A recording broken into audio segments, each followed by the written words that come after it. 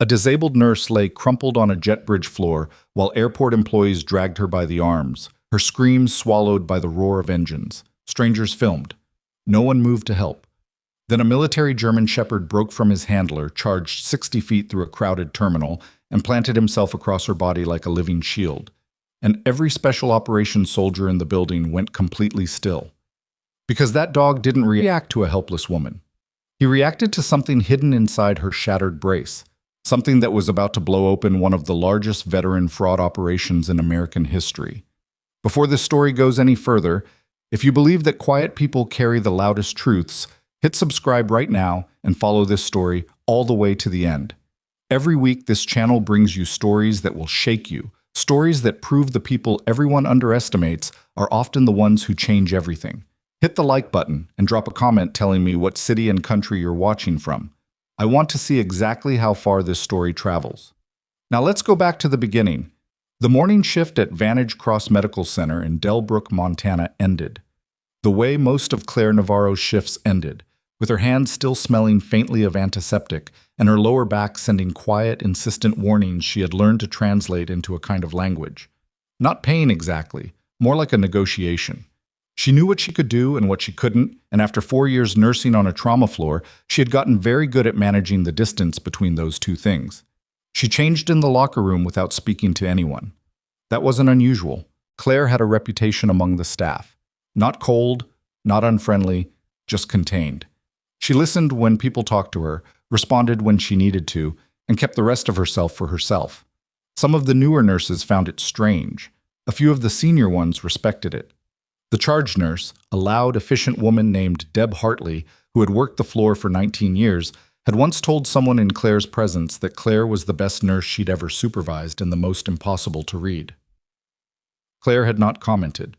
She pulled on civilian clothes carefully, the way she always did. Jeans, a long-sleeve thermal, her fleece jacket. Then she reached into the bottom of her locker and retrieved the carbon fiber leg brace that ran from just below her knee to her ankle. The fit had been off for weeks, a hairline stress fracture along the lateral strut that she had been meaning to report to orthotics, and kept not doing because there was always something more urgent. She fastened the Velcro closures and laced her boot over it and tested her weight. Manageable. She shouldered her bag. The conference was a 4-day emergency trauma symposium in Halstead City, and she'd been invited to present a 40-minute session on improvised field triage protocols, something she had developed over years of practice and refined into a formal curriculum. She had not told anyone at Vantage Cross about the presentation. She hadn't mentioned it was happening. She put her badge in her locker, signed out, and left. The drive to Delbrook Regional Airport took 22 minutes. She had timed it before because she timed things, because that was the habit of someone who had once had to count seconds the way other people counted money. The terminal was moderately busy for a Tuesday morning, a mix of business travelers and a cluster of military personnel near the far security checkpoint, their duffels and gear bags arranged with the particular organized precision of people accustomed to moving through spaces efficiently. Claire noticed them without staring, bought a coffee from the kiosk near check-in, and got in line. The problem started before she even reached the counter. The line moved in the sluggish, indifferent way airport lines do, and by the time Claire reached the front, she had been standing for 11 minutes on a floor that was polished to a glare and slightly uneven near the corner joint. She had tracked the unevenness the way she tracked everything, automatically, without deciding to. She set her bag on the counter and slid her ID across. The agent barely glanced at it. Mid-30s, a little rumpled, his tie slightly askew in the way of someone who had decided his job was beneath him some time ago and never quite gotten over it. "You need to move to the assistance desk," he said. "I'm checking in," Claire said. "Passengers requiring mobility assistance check in at the assistance desk." He said it with the particular patience of someone who believed repeating something slower made it correct. "I'm not requesting mobility assistance. I'm checking in for my flight." He looked at the brace. Just looked at it, the way people sometimes did when they decided a visible disability explained everything they needed to know about a situation. "You'll need a wheelchair for boarding." "I'll manage boarding on my own. I've done it before." "Policy requires—" "What's your name?" Claire asked. He paused. "Garrett." "Garrett, I have a confirmed seat, a valid ID, and a boarding pass. I'd like to check in for my flight." Something shifted behind his eyes. Not embarrassment, not quite, more like irritation at being required to acknowledge she had a point. He processed her ticket without another word, but when he printed the boarding pass, he flagged it with a code she didn't notice until later. She found a seat at the gate and rested her leg, rotating her ankle slowly to keep the joint mobile. The brace was worse today than it had been yesterday. She could feel the slight give in the strut, the way it shifted by about 2 millimeters when she put full weight on it. She had considered bringing her backup cane and decided against it. The cane was a tool for bad days. This was a manageable day. It stopped being manageable 40 minutes later when a gate agent named Lords, her name was on her badge, mid-20s, professional affect, the kind of manner that had been trained rather than developed, approached Claire directly. "Miss Navarro?" "Yes." "I'm going to need you to surrender your mobility device before boarding." Claire set down her coffee. "I'm sorry?" "We flagged you for an assistance protocol. The brace needs to go through special handling. You'll be provided a wheelchair for boarding." "That brace is a medical device. I need it to walk." "We understand. You'll get it back once you're seated." "I won't be able to board without it." Lord smiled the smile of someone who had rehearsed this conversation and found the rehearsal adequate. "That's what the wheelchair is for." "Who authorized this?" Claire asked. "It's standard protocol for flagged passengers." "Flagged by who? On what basis?" "If you have concerns, you can speak to a supervisor at the assistance desk." And she waited, her posture making it clear that this was the conclusion of the conversation. Claire looked at her for a moment, not angry, or not visibly. She stood, which took a second longer than it would have without the brace, and she walked to the assistance desk, which was 15 feet away and staffed by a heavy-set man named Vince, who had the energy of someone nearing the end of a very long shift. "Someone flagged my boarding pass and wants to take my leg brace," Claire said. Vince looked at the pass. "Yeah, that's a protocol flag. Medical device over a certain size has to go in cargo. It's a leg brace. I wear it. If it's structural, metal, or carbon, it gets classified as a mobility aid and goes into cargo hold during flight. That's not a policy I've ever encountered in 4 years of flying with this device." Vince shrugged in a way that communicated both sympathy and complete indifference. "It's the policy." "Can you show me where that policy is written?" "I can get you a supervisor." "Please do that." The supervisor, when he arrived, was named Dale Pritchett, and he was the kind of man who wore authority like an ill-fitting suit, constantly adjusting, slightly uncomfortable, overcompensating. He had a wide, flat face, and the manner of someone who had never in his professional life been required to explain a decision he'd already made. "Ms. Navarro, we've explained the protocol. You've told me there's a protocol. You haven't explained it, and you haven't shown me documentation." Pritchett's expression didn't change. "For the safety and comfort of all passengers, my brace has no impact on the safety or comfort of other passengers. We require that structural mobility aids be stowed. It isn't a mobility aid. It's a medical device. I need it to walk. Taking it means I can't walk. Do you understand what you're describing? You'll have wheelchair access. I don't want wheelchair access. I want to board my flight on my own legs the way I have done every time I've traveled for 4 years. Pritchett looked at her with the expression of someone who had decided the problem was her attitude rather than his reasoning.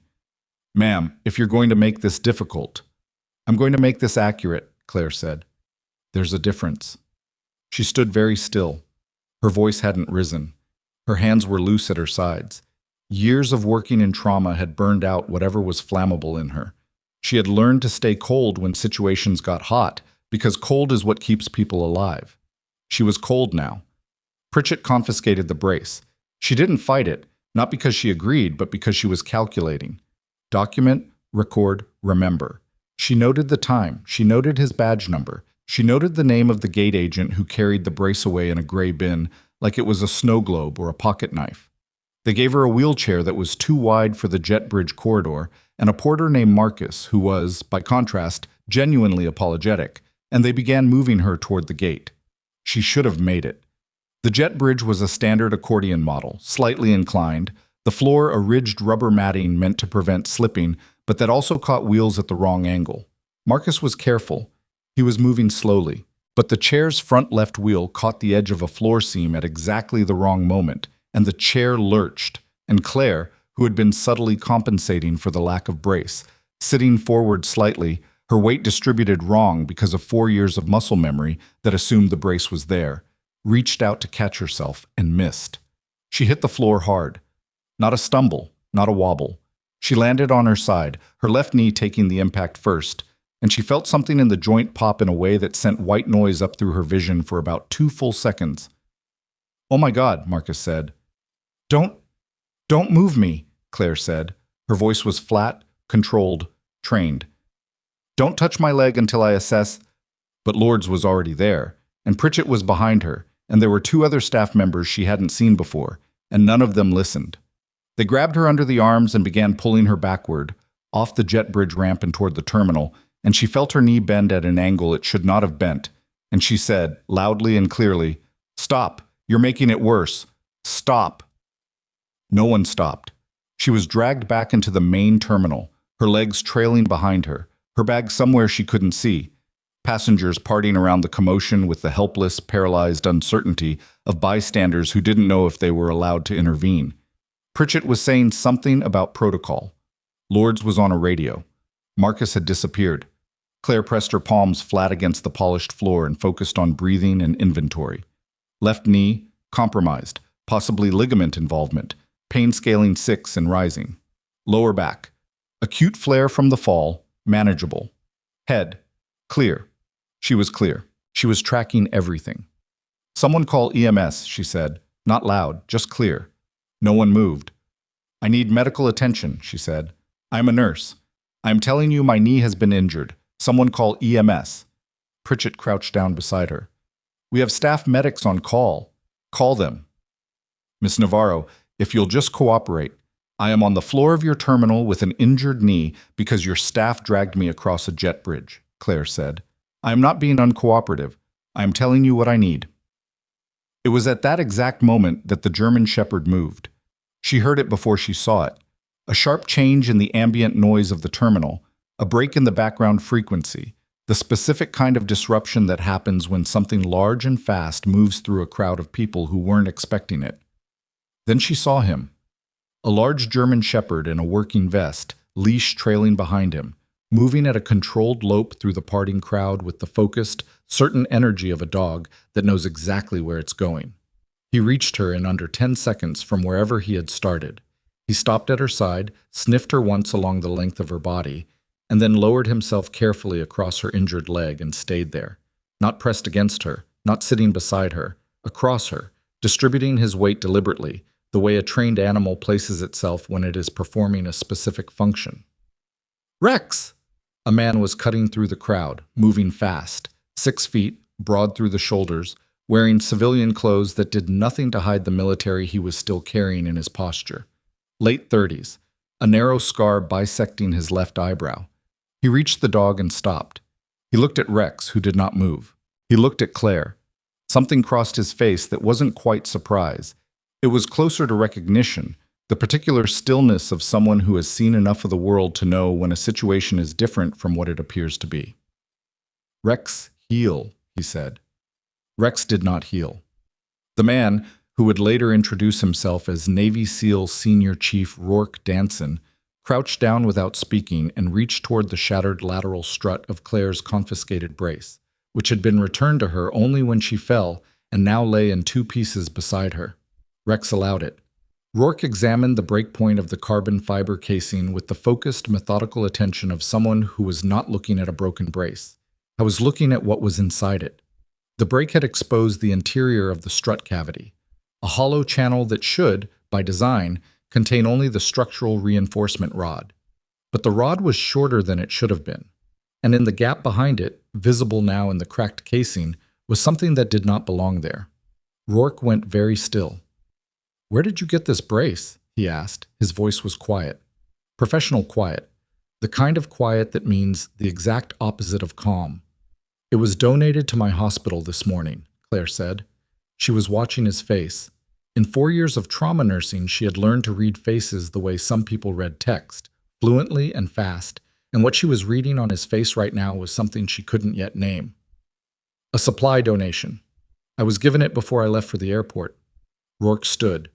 He made a short hand signal, and 2 men who had been standing 40 feet back, also in civilian clothes, also unmistakably military, began moving immediately. He said something into a radio she hadn't seen. Then he looked at her again. Miss Navarro, Claire Navarro. Ms. Navarro, I need you to stay exactly where you are and not touch the brace. I wasn't planning to go anywhere, she said. Rex still hadn't moved from her leg, and somewhere behind the wall of gathering staff and confused bystanders, someone raised a phone, not to call anyone but to record, and the red dot blinked steadily as everything that was about to happen began to find its shape in the cold fluorescent light of the terminal, with a woman on the floor and a dog that refused to leave, and a broken piece of equipment that was carrying a secret no one in that airport had been prepared for. Pritchett was still trying to get people to move along. His voice had taken on a new quality, thinner, less certain. He had not yet understood that the situation had left his jurisdiction entirely. Claire had. She lay still on the floor, her knee throbbing, her back sending its steady negotiating signals, and she looked at the ceiling of the terminal and breathed slowly and waited, the way she had always waited, all her life, with the patient, particular certainty of someone who had learned that the truth always eventually requires a room large enough to hold it. Rex kept his weight gently, firmly across her leg, and in the cracked casing of the broken brace, the thing that was not supposed to be there caught the fluorescent light for just a moment, small, metallic, rectangular. And it was the most important thing in that entire terminal, though almost no one in the room yet knew it. Rourke Danson had been in enough situations where the wrong move meant someone didn't come home that he had developed, over 15 years of operational service, a very specific internal alarm system. It wasn't instinct exactly. Instinct was too soft a word for it, too imprecise.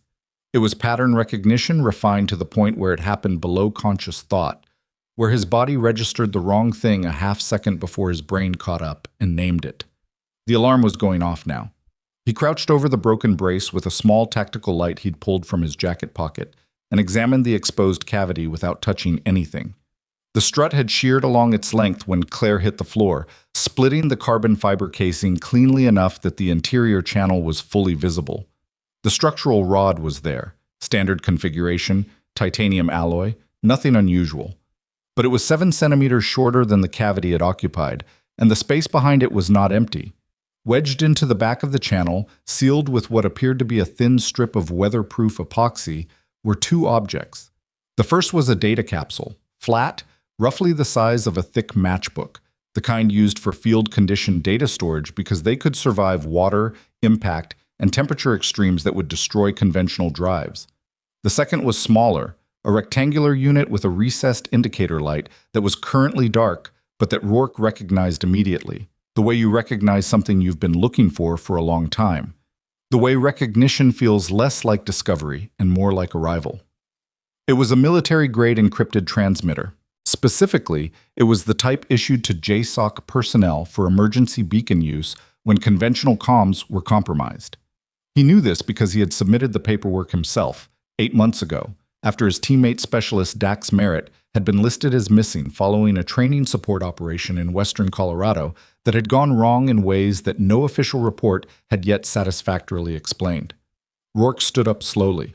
2 of his team, Petty Officer Second Class Lena Voss and Chief Warrant Officer Tomas Greer, both in civilian clothes, both trying to look like they weren't doing exactly what they were doing, had positioned themselves on either side of the immediate area without being told. Rex remained across Claire's leg, his breathing steady, his eyes tracking Rourke with the patient attentiveness of a working animal that understands the difference between a command and a situation. "Rex found it," Lena said quietly, stopping beside Rourke. She was looking at the brace. "He's been keyed to Merritt's beacon signature for 6 months, every rotation." "I know," Rourke said. "How did it end up in a leg brace on a civilian nurse in Delbrook, Montana?" It wasn't really a question. She already knew he didn't have the answer. He looked down at Claire, who was watching them both with an expression that was harder to read than it had any right to be. Most people in her position, on the floor, injured, surrounded by strangers who had just taken over whatever remained of a situation that had already gone badly, most people looked frightened or confused or both. Claire Navarro looked like someone who was assembling information. "Ms. Navarro," Rourke said, "you said the brace was donated to your hospital this morning, Vantage Cross Medical Center in Delbrook. Supply donation came in before 7 a.m. I was assigned it by our orthotics coordinator because my regular brace was out for adjustment. She paused. She said it came from a nonprofit medical equipment program. I didn't see the paperwork. Do you have her contact information? I have her extension. I don't have cell service right now. Rourke looked at Greer. Greer already had his phone out. The airport medics arrived then. 2 of them, young, clearly rattled by the presence of people who outranked the situation. And Rourke stepped back and let them work while he and Lena moved 4 feet away and spoke in the low, compressed register of people who didn't want to be overheard. If Merritt's beacon is active, Lena started. It's dark. Battery may be depleted or he disabled it deliberately. Rourke kept his eyes moving around the terminal. But the capsule's intact. Whatever's on it, he sealed it himself. He put it in the brace himself. Or had someone put it there for him? Either way, he was alive long enough to access a JSOC transmitter, load a data capsule, and get it into a medical equipment supply chain in western Colorado. He paused. That's not a man who got lost on a training op. Lena said nothing, which was agreement. One of the medics, the older one, a woman in her 40s whose name badge read Torres, was speaking to Claire in the calm, professional tone of someone who had done this 1,000 times. And Claire was responding in the same register, 2 medical professionals conducting an assessment with the particular efficiency of people who share a language. Rourke watched the exchange for a moment. Claire's answers were precise, anatomically specific, delivered without drama. She described the mechanism of injury, the pop she'd felt on impact, her current pain level, her relevant medical history, without being asked for most of it. Torres looked slightly surprised. You a medical professional? Trauma nurse. 4 years. Torres nodded once, reassessing. Okay, I'm going to need to immobilize. I know. Posterior splint, keep it elevated. No weight bearing until imaging confirms or rules out ligament involvement. Claire glanced past Torres toward Rourke. Is someone going to tell me what's in my brace? Rourke made a decision, which was what he did when decisions needed making. He came back over and crouched to her level. I can't tell you everything right now, but I need you to understand that what was inside that brace is connected to a federal investigation involving missing military personnel. Claire looked at him steadily. Is the person missing voluntarily? No. Then I'll answer every question you have. He believed her. Not because she seemed particularly trustworthy in the abstract. He'd known plenty of people who seemed trustworthy in the abstract and weren't, but because she was operating under the same basic principle he operated under, which was that the most important thing was finding the person who was missing and everything else was secondary. He could see it in the way she'd asked the question. Not what does this mean for me? Not am I in trouble? Is the person missing voluntarily? The brace and its contents were photographed in place, then carefully packaged by Greer, who had produced a field evidence kit from somewhere in his gear bag with the unhurried efficiency of someone for whom this was a Tuesday.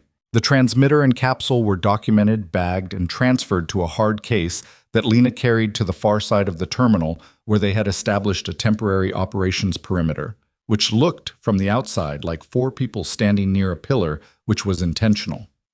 Dale Pritchett had been orbiting the edges of the situation for the past 12 minutes, his authority evaporating in real time, his face cycling through expressions with increasing frequency. He approached Rourke twice and was redirected twice, efficiently and without aggression, by Lena, who had the particular gift of making people feel that their input had been received and was being considered, while simultaneously ensuring they had absolutely no impact on what was happening. On his third approach, Pritchett reached past Lena and addressed Rourke directly. I need to understand what authority— Federal investigation, Rourke said. He didn't stop what he was doing, which was reviewing a map on his phone. You'll be contacted by the appropriate people within the next few hours. Until then, I need you to preserve your terminal security footage from the last 3 hours. All cameras, all angles. I can't just— If that footage is deleted, altered, or degraded in any way before federal investigators access it, that becomes evidence tampering. Rourke looked up briefly. You understand what I'm telling you? Pritchett understood. He went away. The data capsule required a hardware reader that Greer didn't have on him. It was a military-spec device, encrypted at the hardware level, and accessing the files required either the right reader or a decryption key, neither of which were in Delbrook Regional Airport on a Tuesday morning. Rourke made 3 calls in rapid succession. The first was to his chain of command. The second was to a federal contact in Denver. The third was to someone whose name he didn't say aloud. While he was on the third call, Lena came to find him with an expression on her face that he had learned, over 7 years of working alongside her, to take seriously immediately. "We have a problem," she said. "Additional problem. The airline. They sent someone." She tilted her head toward the main terminal corridor, where 2 men in suits had arrived and were currently speaking to the gate manager in urgent, pressured tones that were visible even from 60 feet away. "Regional VP and a lawyer, moving fast." "How did they get here this fast?" "They were already here. There's a corporate lounge on the 2nd level. They were notified when Pritchett flagged the situation." She paused. "And they're not here about the investigation." Rourke processed that. "They're here about her. They've got a document. Looks like a liability waiver, NDA clause, settlement offer." Lena's jaw was tight. "They want her signature before this gets any bigger." Rourke looked across the terminal to where Claire was being assessed by the medics. Her legs splinted, her back against a pillar, her face composed in the way that faces are composed when a person is managing pain they have decided not to perform. She was answering Torres's questions. She wasn't watching the men in suits. But he had a feeling she knew they were there. "She's not signing anything," he said. "They might try to go around us." "Let them try." The 2 men, a heavy-set VP with the floored confidence of someone accustomed to problems resolving themselves when he entered a room, and a compact lawyer carrying a leather document folder, made their way toward Claire with the trajectory of people who had already decided how the conversation was going to end. Greer intercepted them at 12 feet, which was far enough to be polite and close enough to be clear. "Ma'am," the VP started, angling around Greer, "we want to begin by expressing our sincere regret." "She's under medical evaluation," Greer said. "I appreciate that, but this is a sensitive situation and we'd like to—" "She's under medical evaluation," Greer said again. The second time had more weight. The lawyer leaned in toward his client and said something that didn't carry. The VP reassessed. He put on a different face, more sympathetic, slightly performative, and addressed Claire directly from where he stood. "Ms. Navarro, the airline takes full responsibility for any distress you experience today. We've prepared documentation that would allow us to resolve this quickly, fairly, and privately, which I believe is in everyone's best interest." "Can you tell me your name?" Claire asked. Her voice was completely even. He blinked. "Gregory Falk, Regional Vice President." "Mr. Falk, your employees confiscated a prescribed medical device, required me to board without it, provided inadequate assistance that resulted in a fall, and then dragged me across the floor of your terminal against my explicit verbal instructions." She stopped. "And your response is to arrive with a lawyer and a document." Falk's sympathetic expression held but thinned slightly around the edges. "We understand your frustration." "I'm not frustrated," Claire said. "Frustrated is what you feel when your coffee is cold. I have a ligament injury and I'm sitting on a terminal floor." She looked at the document folder in the lawyer's hands. "I'm not signing anything today." The lawyer cleared his throat. "Miss Navarro, we'd strongly encourage you to review—" "She said no," Rourke said. He'd moved, without deciding to a position just behind Falk's left shoulder. He wasn't doing anything overtly threatening. He was just there, which was a different thing. "She's given you an answer." Falk turned to look at him. Whatever he saw in Rourke's face made him recalibrate. "We'll circle back," Falk said. "You can reach her through her legal representative," Rourke said, "which she'll have by end of day." Falk and the lawyer retreated. Not far. They positioned themselves near the corridor, visible, waiting. Rourke crouched beside Claire again. "You okay?" "The knee is worse than I thought it was," she said. "Probably partial ACL." She said it with the dispassion of someone reporting a lab result. "I'll need an MRI to confirm. We'll get you to a hospital. I need to know what happens with the capsule. We're getting it to a reader. And if what's on it says what you think it might say." Rourke looked at her. "Then we move fast." It was Torres who interrupted them, coming around from Claire's other side with her tablet. "I've got imaging transport coming. We need to get her moved." "How long?" 18 minutes, maybe 20. Rourke nodded. He stood, And it was as he stood that his phone buzzed with a message from the federal contact in Denver that made him go still for a half second in the way that people go still when something lands that changes the shape of everything they thought they were dealing with. He showed the message to Lena without a word. She read it. Her expression didn't change outwardly, but she pressed her lips together in a way that meant the same thing as an outward change. The message contained 3 pieces of information. First, the nonprofit medical equipment program that had donated Claire's brace, Adaptive Reach Solutions, had been under preliminary federal surveillance for 5 months as part of a broader investigation into fraudulent medical supply chains targeting veteran rehabilitation services across the Mountain West region. Second, Adaptive Reach Solutions had ties to a private rehabilitation center in Garnett County, Colorado, called the Harlow Recovery Institute. Third, Dax Merritt had been assigned to a support mission in Garnett County 8 months ago. Rourke put his phone in his pocket. He looked at the case containing the transmitter and the capsule, sitting with Greer across the terminal. He looked at the gate where Claire's flight had long since departed without her. Then the noise changed. Not dramatically. Not the kind of movie scene change where everything goes suddenly silent. It was more specific than that. A shift in the ambient social frequency of the terminal that meant something was happening on the far side of the space, near the main entrance corridor. Rourke tracked it automatically, his eyes moving before the rest of him. Near the arrivals board, a cluster of people had stopped walking, not because of anything physically in their way, but because several of them were holding up phones and the particular body language of people watching something had rippled outward from a central point the way responses to public spectacle always do. Not in a circle, but in the irregular organic pattern of a real crowd. Someone had their phone connected to one of the terminal's free public display screens, a scheduling board that had been temporarily hijacked by someone with a Bluetooth transmitter, and apparently something worth showing. The footage playing on the screen wasn't broadcast quality. It was vertical, slightly shaky, taken from about 15 feet away at a low angle, the way someone shoots covertly when they don't want to be noticed doing it. It showed Claire's fall on the jet bridge. It showed the staff grabbing her. It showed the dragging. It showed her saying, "Stop, you're making it worse," clearly enough that the word "stop" was readable on her lips, even without the audio, which appeared to be on because people in the crowd were reacting to something, some specific moment in the footage, with the visible collective physical response of an audience hearing something that lands. The recording was 47 seconds long. It played once and started again automatically. Falk saw it from his position near the corridor. His face went through 4 expressions in under 2 seconds, ending on a very particular shade of pale. Rourke scanned the crowd until he found the person he was looking for. A teenager, maybe 16, slight build, wearing a gray hoodie and carrying a backpack, standing at the edge of the cluster of people with his phone in his hand, and an expression that was not quite pride but was somewhere adjacent to it. The expression of someone who had made a decision and was now watching the consequences of that decision unfold in public, and finding the consequences, on balance, correct. Rourke walked over to him.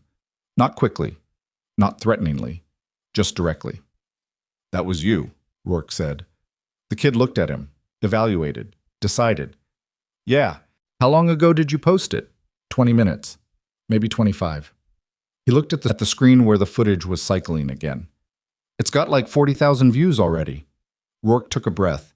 He looked at the screen for a moment, watching Claire's fall in the shaky footage, watching the moment her shoulder hit the floor, watching the hands grab her. "Do you have the original footage, unedited?" "Everything's on my phone, and in the cloud." "I'm going to need your name and contact information. Federal investigators are going to want to speak with you." The kid's eyes widened slightly, then steadied. "Am I in trouble?" "No," Rourke said. "You did the right thing." The kid's name was Sammy Dillard. He was 15, and he was traveling alone from Delbrook to see his grandmother in Halstead City for the first time since she'd had her hip replaced. He had been sitting 6 feet from Claire when the gate agents first approached her, and he had started recording 3 minutes into the exchange because something about the way Pritchett talked to her, the particular dismissive authority of it, the way he looked at her disability like it was an argument he'd already won, had made Sammy Dillard pick up his phone. He had good instincts for 15. Falk was on his phone now. The lawyer was gesturing. Pritchett had reappeared from somewhere and was standing with his hands at his sides, looking at the screen playing the footage, looking at Claire, looking at the crowd that was looking at the screen, in the manner of a man who has understood, in real time, that the version of events he has been constructing in his head is not the version that exists in the world. Rourke returned to Claire. "There's footage," he said. She looked at him. "I know. I could see the kid recording from the jet bridge. I didn't say anything because I thought—" She paused. "I thought if I said anything, they'd make him stop." "It's already online, 40,000 views and climbing." Something moved across Claire's face. Not relief exactly. More complex than relief. The particular expression of someone who has been insisting for a long time that something happened and has just received, in a large and public form, confirmation that they were not imagining it. "Good," she said. It was one word, and it carried about 100 different things. Torres came back with the transport update. 10 minutes now, the ambulance was close.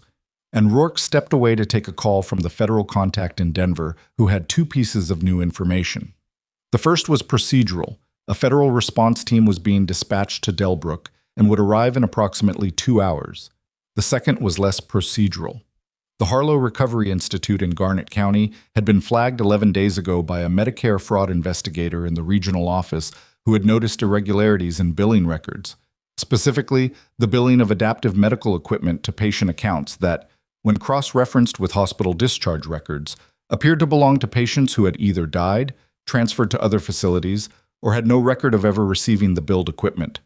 The total discrepancy in the preliminary audit was significant.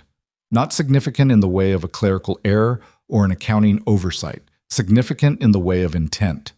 The equipment that was being billed to phantom patient accounts had to be going somewhere. It had to be coming from somewhere. Rourke stood with that for a moment, his back to the terminal, his phone warm in his hand. If the Harlow Recovery Institute was billing for medical equipment that wasn't being delivered to patients, the equipment was either being resold or being stockpiled. And if Adaptive Reach Solutions, the nonprofit that had obtained Claire's brace, and presumably many others, was feeding into that supply chain in reverse, then the mechanism was clear.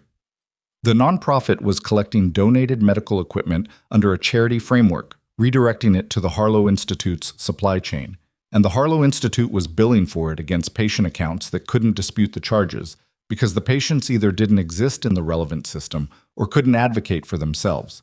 It was a clean mechanism. It was the kind of mechanism that someone had spent time designing, and it had been running, apparently, for long enough that Dax Merritt, who had been in Garnett County 8 months ago, had found it, documented it on a data capsule, and found a way to hide the evidence inside a medical brace and get it into a donation supply chain that he had, presumably, calculated would eventually reach someone who would recognize something was wrong. Whether Merritt had anticipated the specific sequence of events that had led to Claire Navarro falling on a jet bridge in Delbrook Regional Airport was, Rourke thought, unlikely. But the capsule had arrived. The capsule had been found. The brace had broken because Claire's regular brace was out for adjustment, and she had been given a replacement on the same morning she was traveling, and the replacement had a hairline fracture in its strut that had failed under the impact of a fall caused by an airline employee's negligence. And the failure had exposed a hidden cavity that a trained military dog had identified by scent signature months before the hardware became visible, the margin on which things turned. Rourke went back inside. The transport team arrived 9 minutes later, 2 paramedics with a gurney and a portable splint kit, professional and efficient. Claire was moved with considerably more care than she had been accorded by anyone in the preceding 2 hours. And Rourke noted that she accepted the assistance without comment this time, not because she had stopped being self-sufficient, but because she understood the difference between help that respected her and help that presumed to replace her. Before she was loaded into the transport, she reached out and gripped Rourke's forearm. Not hard, just contact, the gesture of someone establishing a line of communication. "The capsule," she said, "will have a reader by this afternoon. And if the data is what you think, then we find him." She held his gaze for a moment. "Find him fast," she said. "Whatever's on that drive, if Merritt was alive long enough to hide it, he was alive long enough to be kept. Someone kept him for a reason." Rourke said nothing, because she was right, and he didn't have an answer to give her that was better than her silence. The transport doors closed. Rex sat at Rourke's left side and watched the ambulance pull away with the particular focused attention of a dog that has completed one part of his work and knows the next part has not yet been named. In the terminal behind them, Sammy Dillard's footage had climbed past 160,000 views, and 3 separate national news aggregators had picked up the story with headlines that contained the words "Airport staff drags disabled nurse" and "Viral video and federal investigation." Falk and his lawyer had retreated to the corporate lounge on the second level and had not come back out. Pritchett had been taken aside by 2 of Rourke's team and was answering questions in a small room near the baggage claim office. Greer appeared at Rourke's shoulder. "Reader's here," he said. "Drove it up from Missoula, 40 minutes out." "The team from Denver?" "Hour 45.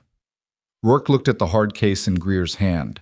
Inside it, sealed in an evidence bag, the data capsule waited with whatever Dax Merritt had considered important enough to hide in a piece of medical equipment and route through a charity supply chain rather than transmit through conventional means. Whatever he hadn't trusted to a radio signal or a phone line. Whatever he had decided was safer carried by a stranger than transmitted through any channel that could be monitored. Whatever it was, it had found its way to Claire Navarro, and Claire Navarro had found her way to this terminal floor, and the terminal floor had broken the brace that had hidden the capsule, and Rex had done the rest. Rourke picked up his phone and called the federal contact in Denver again. "We need an emergency warrant for the Harlow Recovery Institute," he said, before the contact could speak. "Patient records, billing records, facility access, all of it." "On what grounds?" "On the grounds that we have a missing JSOC specialist whose emergency transmitter was found in a medical equipment supply chain feeding directly into that facility, and a data capsule that we are 40 minutes from being able to open." He paused. "And on the grounds that I think whoever is running that facility knows exactly where Dax Merritt has been for the past 8 months. There was a silence on the line that lasted 3 seconds, which was long for the federal contact. "I'll make the calls," she said. Rourke lowered the phone and looked at Greer. "When we open that capsule," he said, "I need everyone positioned." Greer nodded. "And if what's on it is worse than we're expecting?" Rourke thought about Merritt, 29 years old, 2 deployments, the kind of guy who would carry your gear when you were running on empty without making a thing of it, who had once stayed awake for 61 hours straight during an extraction because someone had to, and he had decided it was going to be him, who had been listed as missing in an official report that used language careful enough to be meaningless. He thought about a data capsule sealed with weatherproof epoxy, hidden in a carbon fiber cavity, routed through a charity donation program, waiting. "Then it's worse," Rourke said, "and we deal with it." The reader arrived in 38 minutes. Greer set it up on a field table in the secure room that Pritchett had stopped objecting to them using. Lena handled the evidence chain documentation. Rourke stood at the table and watched as the capsule's connection port was fitted to the reader's interface. The decryption took 4 minutes and 12 seconds. The files opened. Rourke read the first document, then the second. By the third, his jaw had set in a way that Lena recognized, and she came to look over his shoulder and read what he was reading, and when she finished the third document, she took a slow breath through her nose and said nothing. Because what Dax Merritt had hidden in that brace was not just billing records. It was a list of names, 41 names, all of them veterans, all of them with active VA case numbers, all of them listed in the Harlow Recovery Institute's internal records as long-term residential patients. None of them listed in any external database as currently residing at the Harlow Recovery Institute. None of them discharged. None of them transferred. Just gone. In the records. Just removed. And at the bottom of the third document, in the compressed notation of someone writing fast under pressure, Merritt had added 6 words that landed in Rourke's chest like a physical weight. "I'm still here. They don't know." The 6 words sat on the screen and Rourke read them again, and they meant the same thing they had meant the first time, which was that Dax Merritt had been alive when he sealed that capsule. Alive and hidden somewhere inside the Harlow Recovery Institute. Alive and aware that he had exactly one chance to send something out before that chance closed. "I'm still here. They don't know." Lena was already on her phone, moving to the corner of the room. Greer had the facility map of the Harlow Recovery Institute pulled up on his tablet. He'd requested it from the county assessor's database 12 minutes ago as a precaution, and now the precaution was a necessity. The institute sat on 42 acres in the Garnett County foothills, a converted private estate that had been operating as a rehabilitation facility for 8 years. Single main building, 2 residential wings, an outbuilding identified on the county record as a medical storage facility, a second outbuilding with no designation listed. The undesignated outbuilding was behind the main structure, partially obscured on the satellite image by tree coverage. Rourke put his finger on it. "That's where I'd start," he said. Greer nodded. "Consistent with keeping someone off the main facility census." "How far?" "Garnett County foothills. 2 hours 14 minutes from here by road. There's a smaller access route that cuts 12 minutes off that if the weather's held." Rourke looked at the clock on the wall. The federal response team from Denver was still an hour and 20 minutes out. He had Lena, Greer, himself, and 2 other team members who had been holding near the airport perimeter. He had a federal warrant application in process that had not yet been approved. He had a data capsule with 41 names on it and 6 words at the bottom of a document that told him the clock was not a planning tool anymore. The clock was a fact. He called the federal contact. "The warrant," he said when she picked up. "It's moving. Judge Carver is reviewing. Merritt left a note. He's alive and inside the facility. If they do a routine check on him and find he's been in contact..." "Rourke, how long?" 40 minutes, maybe 30 if Carver moves fast." "Get Carver moving fast." He ended the call and looked at his team. The decision he was weighing was not complicated exactly, but it had weight. Going in without the warrant meant any evidence obtained was vulnerable. It meant the entire federal case, the billing fraud, the 41 names, the supply chain, could be compromised at the prosecutorial level. It meant the people running the Harlow Recovery Institute might walk on procedural grounds, even if the evidence was unambiguous. The law was not a technicality. The law was the only mechanism that made the outcome permanent. But Dax Merritt had been inside that facility for 8 months. Rourke made the call he made. "Greer Voss, you're with me to the perimeter. We observe, we do not enter. We do not make contact until the warrant clears. If we see anything that constitutes imminent danger to life, we respond. Otherwise, we hold." He paused. "Understood." It wasn't a question. "Understood," Lena said. Her voice was flat, which meant she agreed with the decision and didn't like it, which was exactly how Rourke felt. They were on the road in 7 minutes. At Delbrook Regional Medical, Claire was in radiology when the MRI confirmed what she had already assessed from the floor of the terminal: a partial ACL tear, medial collateral ligament strain, and a bone bruise to the tibial plateau that would show up purple in 48 hours and hurt considerably more than it did now.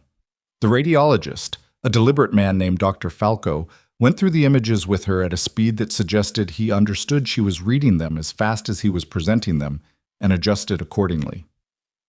"Partial tear, which is the good news relative to complete," he said. "But you're looking at 6 to 8 weeks minimum before any weight bearing, and that's assuming the inflammation resolves cleanly." "I know," Claire said.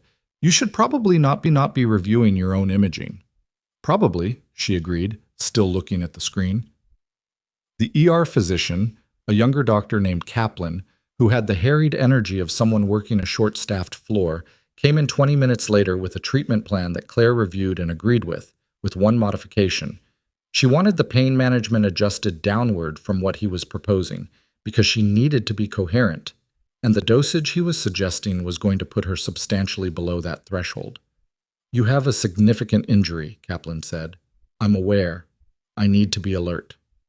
"You're not going anywhere today?" "I know that too." She looked at him. "I'm not asking to leave. I'm asking to be able to think." He adjusted the dosage, reluctantly, in the way of someone who disagreed but had decided not to fight the battle. Claire noted the adjustment on the chart he handed her and set the chart aside and looked at the ceiling and began doing the thing she had been doing since the transport doors closed, which was building the framework of what she knew and where the gaps were. She knew a missing soldier had hidden a data capsule in a medical brace. She knew the brace had come from a nonprofit with ties to a private rehabilitation facility. She knew Rourke Danson had read whatever was on that capsule, and his face had done something specific that she recognized from 4 years of trauma nursing. The expression of someone receiving information that is worse than their working assumption, and who has immediately begun calculating what to do about it, rather than what to feel. She also knew that the brace she had been assigned that morning had come from Vantage Cross's supply intake, which meant someone had filed the donation paperwork, someone had received the equipment, and someone had assigned it to her without knowing what was inside it. Or someone had assigned it to her while knowing exactly what was inside it and wanting it to disappear into the general flow of patient equipment before anyone looked too closely. She reached for her phone, which was on the side table, and called the hospital's main line. The orthotics coordinator, a woman named Patrice Eller, who had been at Vantage Cross for 11 years and had the efficient warmth of someone who genuinely liked her job, picked up on the third ring. "Patrice, it's Claire Navarro." "Claire, are you okay? We heard you were hospitalized." "I'm fine. Minor injury." She kept her voice easy. "I need to ask you about the brace you assigned me this morning. The carbon fiber lateral support. The adaptive reach donation. Of course, is there a problem with it? Can you tell me what documentation came with it? Who signed off on the donation intake?" A pause. Paper shuffling. "It came in with the regular adaptive reach delivery. They run a quarterly pickup from us, actually. We donate equipment that's been replaced or upgraded, and they redistribute it to lower-income patients through their network. The intake form was signed by..." Another pause, longer this time. "That's strange." "What's strange?" "The intake form has a signature, but the name field is blank, which shouldn't have cleared our receiving process." Her voice had shifted, not alarmed, but attentive in the way of someone who has found an error in something she is responsible for. "I'm going to have to look into that. Did something happen with the brace?" "It's connected to a federal investigation," Claire said. "Someone from the relevant agency will likely contact the hospital in the next few hours. When they do, don't delete anything, and don't let anyone else access the intake records before they arrive." The silence that followed was the silence of someone recalibrating rapidly. "Understood," Patrice said. "Thank you, Patrice." Claire set the phone down and looked at the ceiling again. Blank signature field on a donation intake form. Not an accident, a gap inserted deliberately into a process that should have caught it. Someone inside the supply chain, or with access to it, had moved that brace into Vantage Cross's intake without leaving a traceable identity. Which meant someone had known where the brace was going and had wanted it to keep moving. The question she couldn't answer from a hospital bed in Delbrook was whether they had wanted it to keep moving so it would disappear, or because they needed it to arrive somewhere specific. The Harlow Recovery Institute's access road ran off a county route through 2 miles of pine and aspen that were just beginning to turn, the aspens yellow gold at the tips in the particular way of early Montana fall. Rourke drove the last mile with the headlights off and pulled off the road a quarter mile from the facility perimeter, into a pullout that the satellite image had shown him was obscured from the main building by a ridge. They moved to the tree line on foot. The facility was lit, main building, the 2 residential wings, and a security light over the primary outbuilding. The undesignated structure behind the main building was dark, which was not necessarily significant and also not insignificant, and Rourke studied it through his field glasses for 3 minutes before Lena said what they were both thinking. "If he's there, he's in that building." "Probably." "No movement, no vehicle near it. Security's concentrated around the main structure." He tracked the light pattern. 2 exterior cameras on the main building visible from this angle, one over the entrance to the larger outbuilding, none visible on the undesignated structure. "They're not protecting it from outside. They're protecting it from inside," Greer said from Rourke's left. The warrant came through on Rourke's phone 12 minutes after they established the perimeter. A text from the federal contact followed immediately by the authorization document forwarded from Judge Carver's clerk. Rourke read the scope of the warrant twice to make sure the language covered what he needed it to cover, and it did. All structures on the facility's registered property, all records, all personnel. He sent the authorization to the federal response team's lead, who confirmed they were 41 minutes out. 41 minutes was not the number Rourke wanted. He looked at the undesignated building. "We wait," he said. Lena lowered her binoculars. "Yeah." They waited. 18 minutes into the wait, a vehicle came down the facility's internal access road from the main building. A white panel van, moving without urgency, its headlights steady, heading toward the rear of the property. It stopped 40 feet from the undesignated structure. 2 men got out. They were not wearing facility uniforms. They were wearing the particular non-uniform of people who did not want to be identified by their clothing, dark civilian wear, no logos. One of them carried what appeared to be a case. Rourke watched them unlock the structure and go inside. "That's not routine," Greer said. No, Rourke said. He watched the building. The men were inside for 4 minutes. When they came back out, one of them was on a phone. The call was short. The man's body language changed during it, a shift in posture, an abruptness in his movement. And when he ended the call, he said something to the second man that made the second man move faster toward the van. Rourke had been reading body language in low-light conditions for 15 years. They know something's wrong, he said. The airport, Lena said. It's been 3 hours. If they've been watching the news, they're moving him. The word him landed in the air between them with the weight of everything they'd been operating on for the past 8 months. Rourke made the call. We're going in. Greer, left flank, cover the vehicle. Lena, you're with me. He was already moving. Probable imminent danger to life. That covers our entry. They moved through the tree line fast and quiet, using the shadow of the ridge and then the shadow of the main building, crossing the open ground between the two structures in the window when both men were at the van's rear doors. The door to the undesignated building was not locked. The men had left it open. And Rourke went in first. The interior was a single large room with fluorescent lighting on a pull switch, currently off. The light from the open door and Rourke's tactical beam swept the space.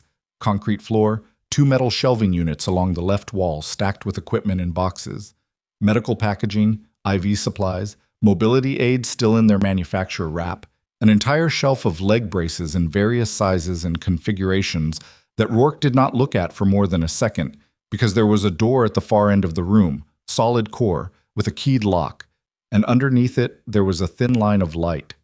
He crossed to it in 8 steps. Merritt, he said, not loud. Dax, it's Rourke. Silence for 2 seconds. Then, Rourke. The voice was hoarse, slightly rough, but recognizable. 8 months, and it was still recognizable. You took your time. Had a detour, Rourke said. He examined the lock. A standard keyed deadbolt, no electronic component. He looked at Greer, who had come through the door behind him. Greer produced a lock tool from his kit and had it open in 40 seconds, which was longer than Rourke wanted and faster than most people could manage. The room on the other side was a converted storage room, maybe 12 by 14 feet, concrete walls, a cot, a small bathroom partitioned off by a curtain, adequate ventilation but no window, a single bare bulb overhead. And in the middle of the room, sitting on the cot with his back against the wall and his legs stretched out in front of him, was Dax Merritt. He was thinner than Rourke remembered. His left arm had what appeared to be a healing fracture. The arm was splinted with what looked like improvised materials, 2 flat pieces of wood and a strip of fabric, competently done. His face had the particular quality of someone who had been operating on limited resources and maximum self-discipline for a very long time, the quality of someone who had made a decision early on that they were going to keep their head together no matter what, and had kept it. You got the capsule, Merritt said. It wasn't a question. We got it, Rourke said. The woman, the nurse. Merritt's eyes were sharp, tracking Rourke with complete alertness despite everything. She made it out? She's at a hospital in Delbrook. She's okay. Merritt let out a breath that had clearly been held for some time. I didn't know who'd get it. I just knew it had to move through a medical supply chain because that was the only chain they weren't monitoring. I put it in the brace 3 weeks ago. Had one of the night staff, a kid named Arlo, he's not part of this, he just felt bad for me, had him drop it in the donation box. He paused. I didn't know if it'd ever get opened. It got opened, Rourke said, because the brace broke. Merritt looked at him. Long story, Rourke said. Can you walk? If I have to. He started to stand and Rourke moved to his right side to take some of the weight, and together they made it upright in the way that 2 people who have worked together for years move. Not graceful, not seamless, just functional, which was enough. Behind them, from outside the building, they heard the sound of the van's engine starting. Greer was already moving. The van made it approximately 40 meters before Lena's vehicle, which she had repositioned while Rourke and Greer were inside, blocked the access road. The 2 men in the van had 3 seconds to assess their options before those options became very limited.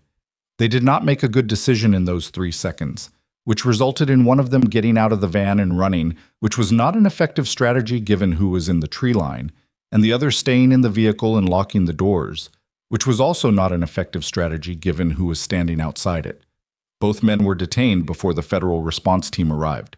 The federal response team arrived 23 minutes later, 12 agents, 2 vehicles, a medical unit, and when the lead agent, a compact woman named Supervisory Special Agent Diaz, walked into the undesignated building and saw Merritt sitting on the cot with Rourke beside him, she looked at Rourke with an expression that contained both professional relief and significant personal irritation. "You went in before we arrived," she said. "Imminent danger to life," Rourke said. "That's going to require a detailed statement." "I'll write you a novel," Rourke said. Diaz looked at Merritt. Her expression changed. "Specialist Merritt." "Ma'am," Merritt said. His voice was still rough, but it was steady. "We're going to get you to a medical facility." She turned to her team and issued 3 rapid directives that set half of them moving toward the main building and the other half toward the shelving units in the outer room. She looked at Rourke again. "The main structure. I haven't cleared it. We came straight to him." "We'll take it." She paused. "The 41 names on that capsule are why I need you to move fast in there," Rourke said. Diaz nodded once and went. The next 40 minutes were the controlled chaos of a facility takedown conducted by people who did this for a living. Agents moving through the main building, personnel being detained and separated, records being identified and preserved in place per warrant conditions. Rourke stayed with Merritt and the medical unit, which was currently assessing the improvised arm splint with the focused attention of people determining whether it needed to come off now or hold until the hospital. "How'd you break it?" Rourke asked while they waited. "Fell," Merritt said. 3 months ago. They wouldn't take me to a hospital, obviously. There was a physician on staff, legitimate one. She actually splinted it properly before they figured out she was cooperating with me more than she should have been. A pause. "Her name's Dr. Ren Alvarez. She's in the main building. She shouldn't be arrested." Rourke relayed that to Diaz via radio. Diaz came back 2 minutes later. "We have her. She's talking." Merritt closed his eyes briefly. When he opened them, the expression on his face was one Rourke had seen before. Not relief. Not quite. The expression of someone who has been holding something together through sustained force of will and has just been told, for the first time, that they can stop holding quite so hard. "What did they do?" Rourke asked. Not what he'd read on the capsule. What they'd done to Merritt specifically. He needed to hear it from Merritt, in the order Merritt chose to tell it. "Training op in Garnett County. Supporting a veteran rehabilitation audit. Liaison role. Nothing active." Merritt's voice was level. "I started seeing things that didn't match. Equipment inventories that didn't align with patient records. Patients listed as discharged, who the staff didn't know had left. I started documenting." He paused. "They noticed I was documenting before I noticed they'd noticed." "They detained you." "The facility director, man named Hargrove, came to me personally. Offered me a choice." Merritt's jaw worked. He seemed very confident about what my choice was going to be. But he was wrong. "He was wrong," Merritt said. There was no satisfaction in it, just fact. Rourke thought about the confidence it took to spend 8 months in a 12 by 14 room and keep your head together enough to construct a data capsule with complete documentation and route it through a medical supply chain, and not once attempt an escape that could have blown the evidence before it was found. Merritt had known the evidence was more important than getting out fast. That took a specific kind of person. The facility director, Hargrove, was located in his office in the main building, where he had apparently been destroying documents when agents entered. A detail that Diaz relayed to Rourke with the flat professional brevity of someone who has seen this before and finds it both predictable and contemptible. The destruction was incomplete. The agents had arrived faster than Hargrove had calculated, which was itself a product of Claire's fall and Rex's reaction, and Sammy Dillard's recording, and 41 names on a capsule that had traveled from a 12 by 14 room through a charity donation box and a broken brace on a terminal floor to a field reader in a Delbrook Airport security room. The chain of it. Rourke kept not looking at the chain of it directly, the way you don't look at something that's almost too precise to accept as unplanned. But it was unplanned. Merritt had aimed the capsule at the truth and let it go, and the truth had found its own way through. Agents worked through the night on the main building. By 11 p.m., they had confirmed that 14 of the 41 names on Merritt's list were currently being held in the facility's residential wings under falsified long-term care designations. Veterans who were, on paper, voluntary long-term residential patients, and who were, in practice, being kept sedated enough to prevent effective communication and billed against at a rate that was generating significant revenue for a network of contractors that Diaz's team would spend the next 4 months fully mapping. The remaining 27 names were distributed across connected facilities in 3 other states, a discovery that expanded the investigation's scope far beyond Garnett County in a way that Diaz described to Rourke at 2 in the morning outside the main building with 2 paper cups of coffee that had both gone cold as the worst thing she had personally encountered in 14 years of federal law enforcement. "We knew there was fraud," she said. "We didn't know they were holding people." "Merritt knew," Rourke said. "Merritt's the reason we can prove it." She looked at the building. "The physician, Alvarez. She's given us 3 months of records she kept personally, parallel records. They didn't know she was keeping them." Merritt said she helped him. She did more than help him. She documented every irregularity she observed from the day she started. She didn't know about the capsule. She thought she was going to have to find another way to get the information out. Diaz paused. She stayed because she knew if she left, there'd be no one keeping records. Rourke thought about the margin on which things turned. He thought about it again, differently. Alvarez staying, Merritt holding, Arlo, whoever he was, dropping a brace in a donation box without knowing what was inside it. Patrice Eller assigning it to Claire because Claire's regular brace was out for adjustment. Claire falling because the replacement strut had a hairline fracture. Rex identifying the beacon signature he'd been keyed to for 6 months through the carbon fiber casing of a broken device. Sammy Dillard holding up his phone. None of it designed, all of it consequential. Rourke's phone rang. It was a number he didn't recognize, which he answered because he had been answering unrecognized numbers all day. Senior Chief Danson. The voice was female, professional, slightly impeded by what sounded like pain management, measured but present. "Miss Navarro," he said. A brief pause. "You found him." It wasn't a question. She'd seen the news, some combination of the airport story and early reporting on a federal operation at a Garnett County rehabilitation facility that was now breaking across 3 regional news channels simultaneously. "We found him," Rourke said. Another pause, longer. When she spoke again, her voice had the quality of someone who has been holding something compressed for a very long time and has just been given, precisely, the room to let it expand. "Is he okay?" "He will be," Rourke said.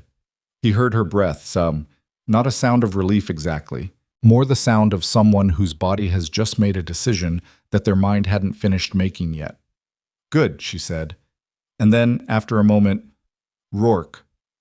Yeah. There's something I didn't tell you about my background. A beat. You're going to hear it anyway when your team runs my file. I wanted you to hear it from me first." Rourke said nothing. He waited. "Before Vantage Cross," she said, before nursing school, before all of it." And then the call dropped. Not a hang-up. A drop.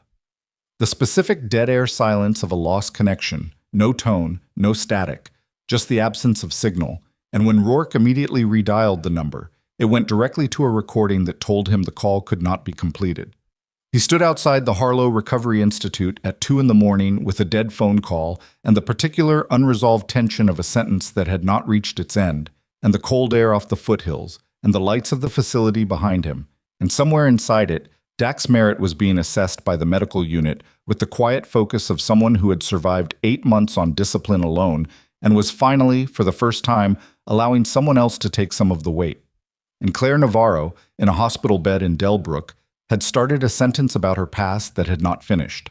And in the investigation's expanding database, a name was being cross-referenced against federal contractor records by an analyst in Denver who had been working for 6 hours straight, and the cross-reference had just returned a result that the analyst stared at for a full 10 seconds before picking up her phone, because the name attached to the primary operating license for Adaptive Reach Solutions, the nonprofit that had collected the brace, routed the capsule, fed the supply chain, was not a name from the facility's internal records.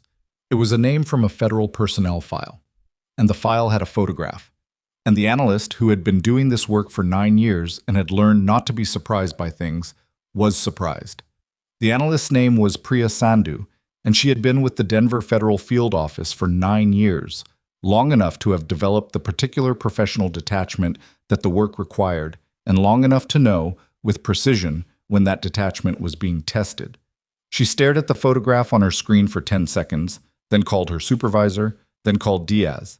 And by the time Diaz picked up, Priya had already pulled the full federal personnel file and printed the relevant pages, and was looking at them side by side with the Adaptive Reach Solutions operating license in a way that left no interpretive room.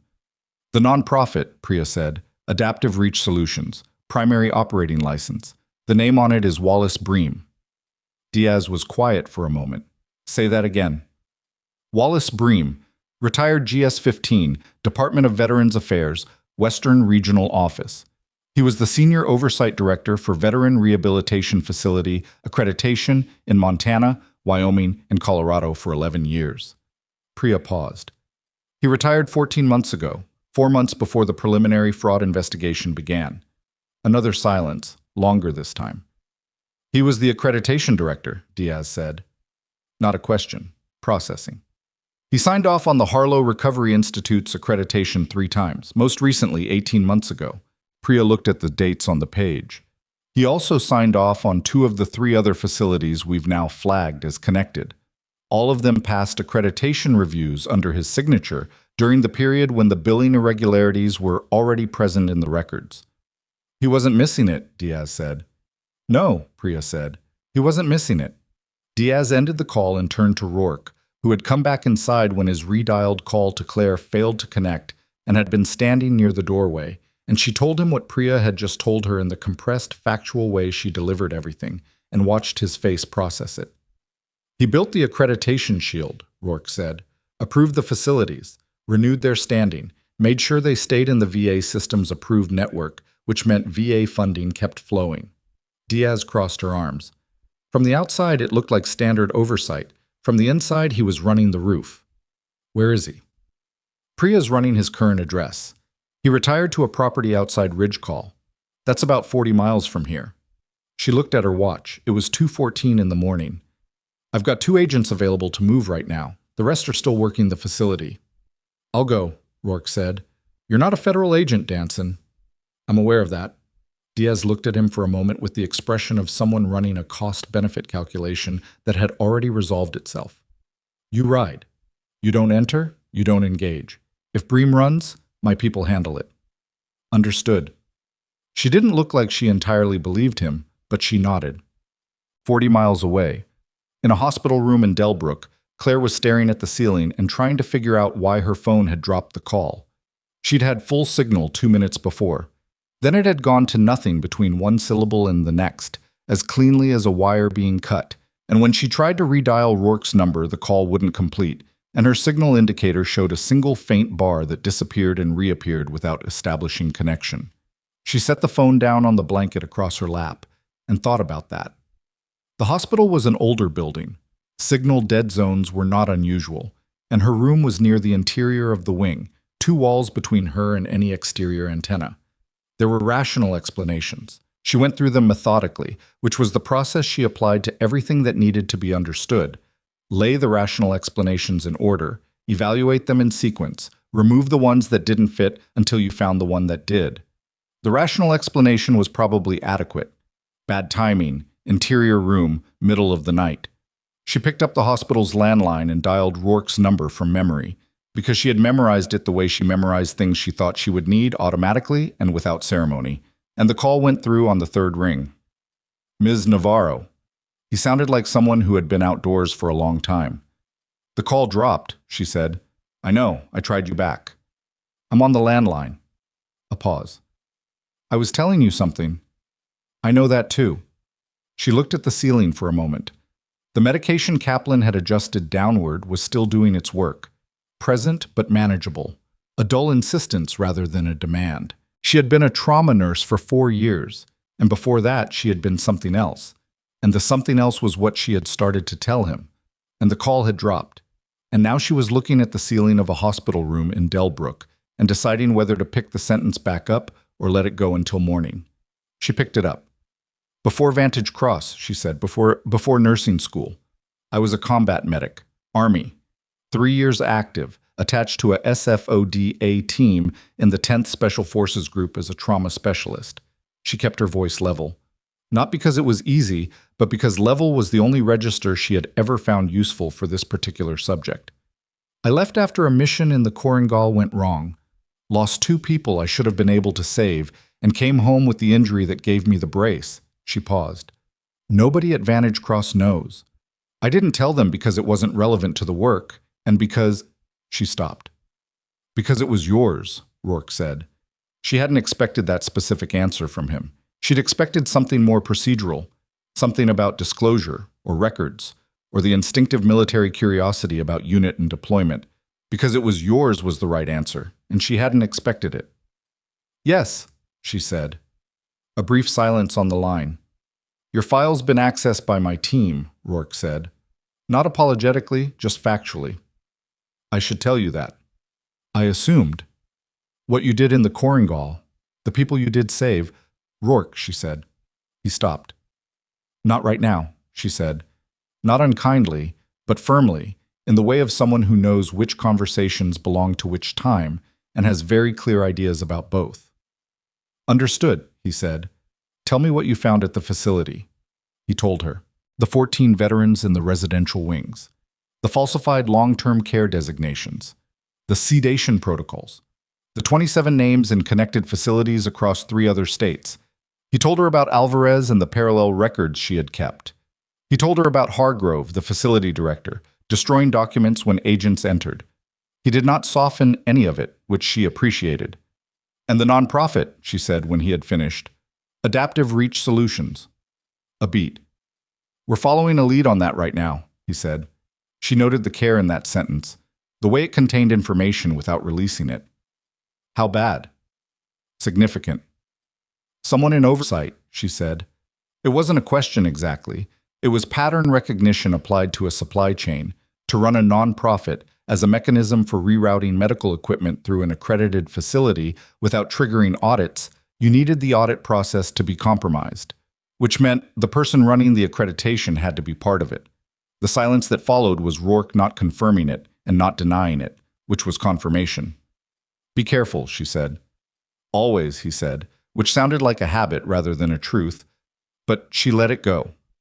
She lay in the dark after the call ended and thought about Wallace Bream, whose name she didn't yet know, and about the mechanism he had constructed, not in an abstract sense, but in the specific procedural sense of someone who had spent years watching medical systems and understood exactly how they failed.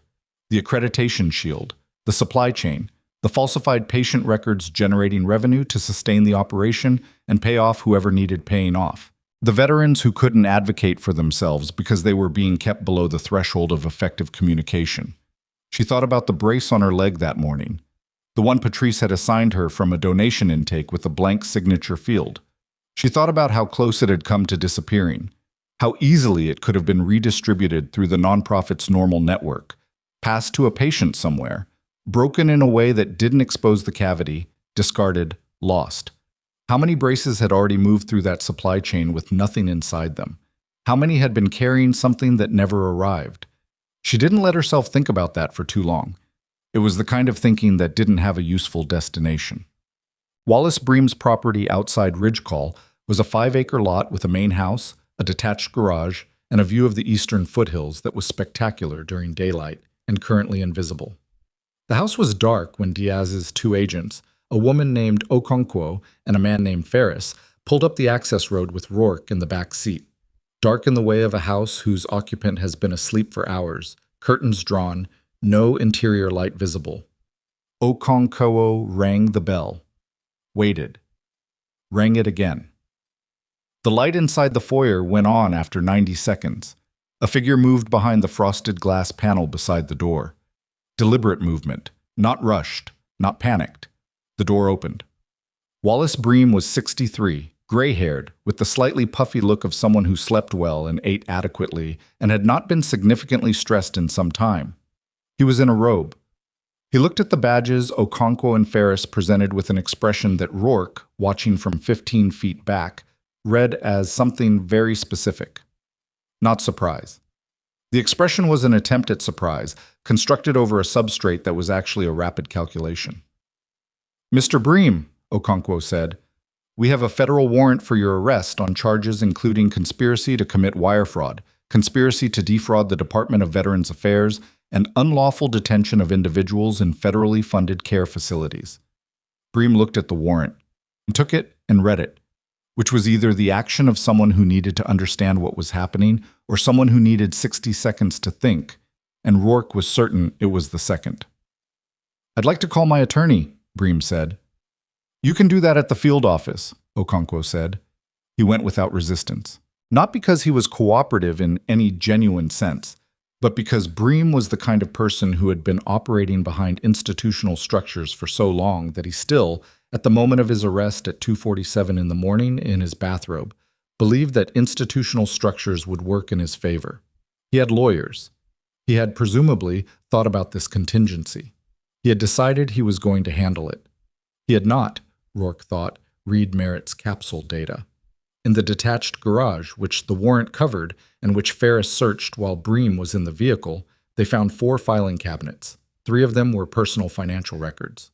The 4th contained physical copies of documents that should not have existed in a private residence, accreditation review files with handwritten annotations in the margins, correspondence with facility operators that was not on any official record, and a ledger with 2 columns of figures that represented, in very clean and unambiguous terms, the financial relationship between Wallace Bream's retirement accounts and the revenue generated by the Harlow Recovery Institute over an 8-year period. Ferris photographed all of it in place before touching a single page. The ledger alone was sufficient to constitute a confession written in the specific language of numbers. Bream said nothing during the drive to the field office. He looked out the window at the dark foothills, and whatever was happening in his head stayed there. By 6 in the morning, the story had expanded past anything the airport footage alone could have generated. Sammy Dillard's recording had been at 400,000 views when the major networks picked it up at 11 the previous night. By 6 a.m., it had crossed 2 million, pulled along by the emerging story of the federal operation at the Harlow Recovery Institute, the rescued veterans, the falsified records, the arrest of the facility director, and the retired VA accreditation official. The 2 stories were being reported separately by outlets that hadn't yet connected them, and jointly by the 3 that had, and the joint reporting was accurate. The nurse dragged across the airport floor was the person whose broken brace had carried the evidence that initiated the operation. Claire was awake when the day nurse, a woman named Yvette, came in at 6:15 and immediately turned on the room's wall-mounted television, which was already tuned to a news channel, without explaining why. The chyron at the bottom of the screen read, Federal Operation Rescues 14 Veterans from Montana Facility. VA Official Arrested. Below it, in the graphic that cycled with the headline, a still frame from Sammy Dillard's footage. Claire on the terminal floor, her arms out to her sides. The airport staff's hands visible at the edges of the frame, pulling. Yvette looked at Claire, then at the screen, then back at Claire. That's you, Yvette said. Yes, Claire said. Yvette sat down in the visitor's chair without being invited. Are you? I'm okay, Claire said. She was still looking at the screen. There was something strange about seeing yourself from the outside, the specific strangeness of watching a moment you remember from the inside, from the exact experience of it, and seeing what it looked like from 12 feet away. She looked smaller on the screen than she remembered feeling. She also looked more still, more deliberate. She hadn't realized, in the moment, how deliberate she had been. Dr. Kaplan came in at 7 with updated imaging review and a revised timeline. The ACL tier was on the lower end of the partial spectrum, which was the best version of bad news. And with proper management and aggressive but careful rehab, he was revising the weight-bearing timeline down slightly to 5 weeks. He delivered this information and then paused at the door on his way out. The news, he said. I saw it, Claire said. That was here. Vantage Cross. He seemed to be selecting his words with some care. Some of our staff have been calling the nursing station. They want to know if there's anything they can do. Claire looked at him. Tell them the best thing they can do is verify the intake documentation on every donated piece of equipment that's come through the facility in the past year. Kaplan blinked. Right, he said.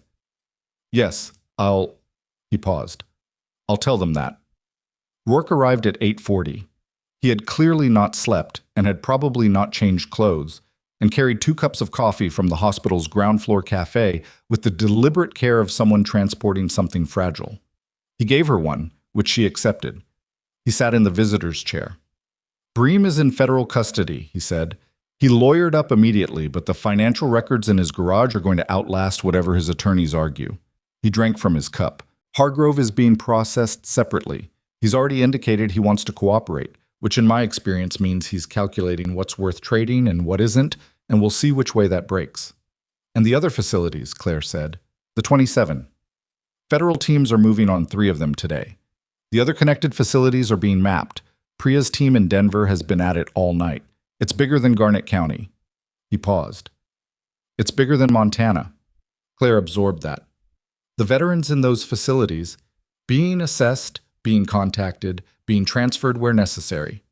His voice was steady, but there was something underneath it that was not entirely steady, and she recognized it as the specific texture of someone managing the weight of a very large number of people whose situations they are now responsible for having found.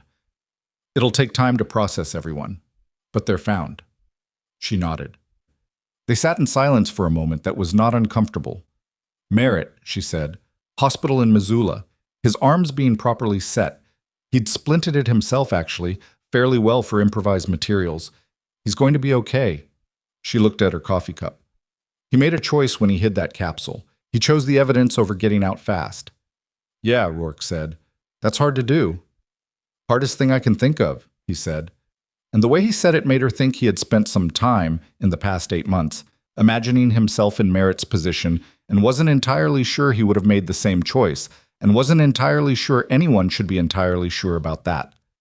The conversation shifted then, not to lighter ground exactly, but to different ground. Rourke's team had reviewed her military file, as he told her, and there was a question about the Korengal mission that was relevant to an administrative matter involving a commendation that had apparently been submitted and misrouted during the transition period when she'd separated from service, and she answered the questions in the way she answered questions about that time, factually, completely, without elaboration. She did not ask about the commendation. That wasn't why she'd mentioned her background.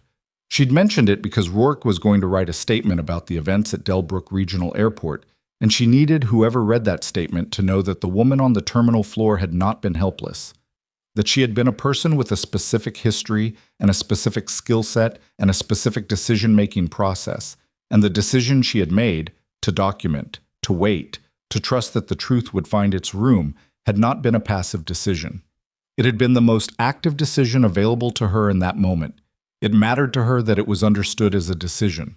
Rourke understood it as a decision. She could see that in the way he listened.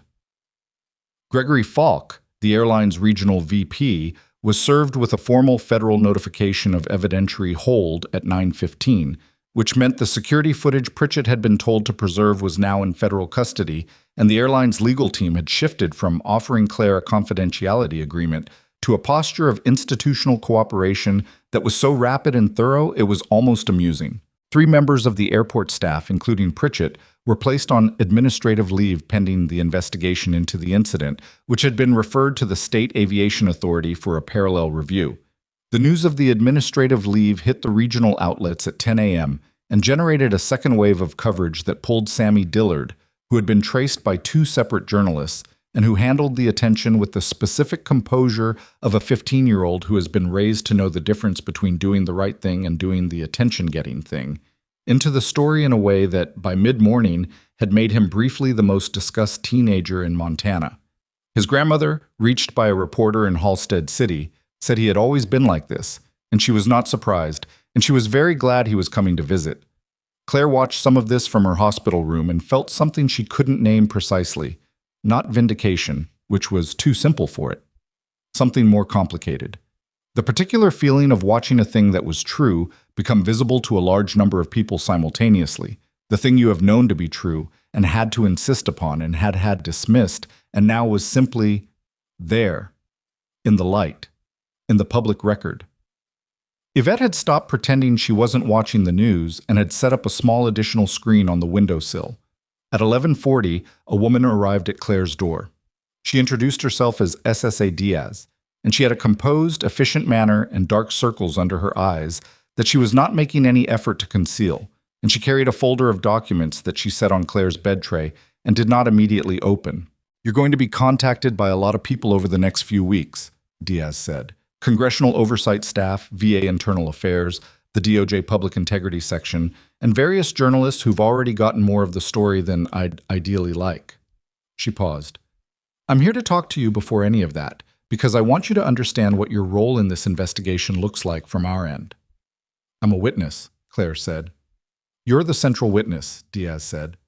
"What happened to you in that terminal and the evidence it produced is the foundation the entire prosecution is built on." She opened the folder. "I also want you to understand that we have reviewed your service record." Claire waited. "Your work in the Korengal," Diaz said. "The commendation that was submitted and misrouted during your separation. We've located it." She slid a single page across the bed tray. "It's been reinstated."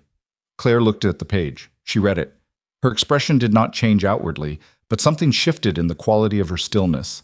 The difference between stillness that is holding something at bay and stillness that has been given, suddenly, a place to rest. "That's not why I served," she said. "I know," Diaz said, "but it's what you're owed." A silence. Claire folded the page along its existing crease and set it on the tray beside the folder.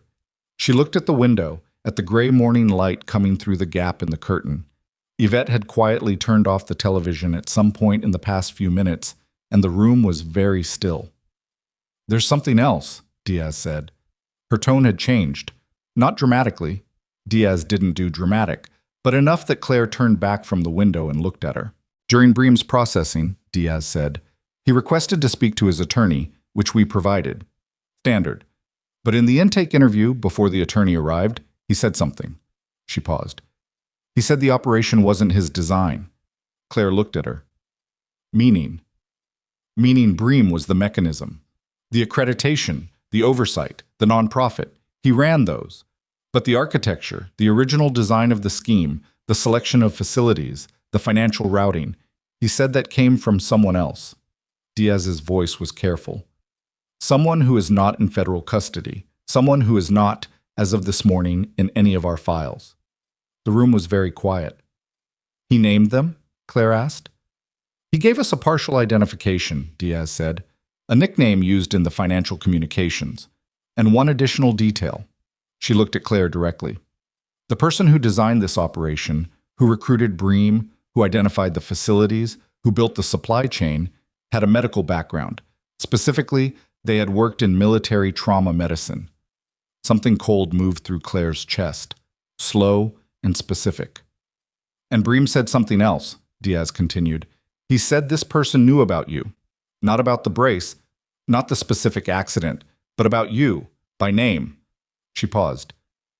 "He said when they heard about the airport incident this morning, their first response wasn't panic. It wasn't an attempt to recover the capsule. It was..." She checked her notes. "He said their exact words were, 'Of course it was her.'" The silence that followed was the silence of a room in which something has just shifted from one category to another, from the coincidental to the targeted, from the random to the known. Claire looked at the folded page on her tray. The reinstated commendation, her name at the top of it, her unit, her dates of service. Someone who had worked in military trauma medicine. Someone who knew her name. Someone who, when the brace broke and the capsule surfaced and the entire scheme began to unravel, had heard the name Claire Navarro and felt not surprise but recognition. Of course it was her. She looked at Diaz. "Show me what you have," she said. Diaz laid 3 pages on the bed tray. The first was a partial transcript of Bream's intake interview, the section where he had given them the nickname, a single word used across all financial communications, Meridian, stylized and cold, the kind of operational designation that someone chose because it sounded institutional rather than human. The second page was a financial routing map that Priya's team had assembled overnight, money moving through shell accounts, through the nonprofit's operating budget, through facility revenue, converging at a point that was currently anonymized behind 3 layers of corporate registration in 2 states. The third page was a personnel cross-reference that Priya had flagged at 2 in the morning and that had kept her at her desk until 6. Claire read all 3 pages. She read them the way she read imaging results, systematically, without rushing the conclusion, letting the data build its own argument before she named what she was looking at. The cross-reference contained a list of individuals with military trauma medicine backgrounds who had also held administrative or consulting roles in veteran rehabilitation services in the Mountain West region in the past decade. The list had 17 names on it. Priya had eliminated 14 based on financial records that showed no connection to the routing map. The remaining 3 had been flagged for further review. 2 of them Claire didn't recognize. The third was a name she had not seen or spoken in 6 years, and when she saw it, she did not react visibly, because she had long ago trained visible reaction out of herself for exactly these kinds of moments. And instead, she set the page down very carefully on the tray and looked at the window for approximately 4 seconds. "Colonel Everett Stowan," she said. Diaz was watching her closely. "You know him. He was my commanding medical officer, 3rd rotation, 10th group." She kept her voice even. "He was the one who filed the paperwork when I was medically separated. He was the one who... the commendation that was misrouted." She stopped. "He was the one who handled my separation processing." The room was quiet. "The Korengal mission that went wrong," Claire said. "The 2 people I lost.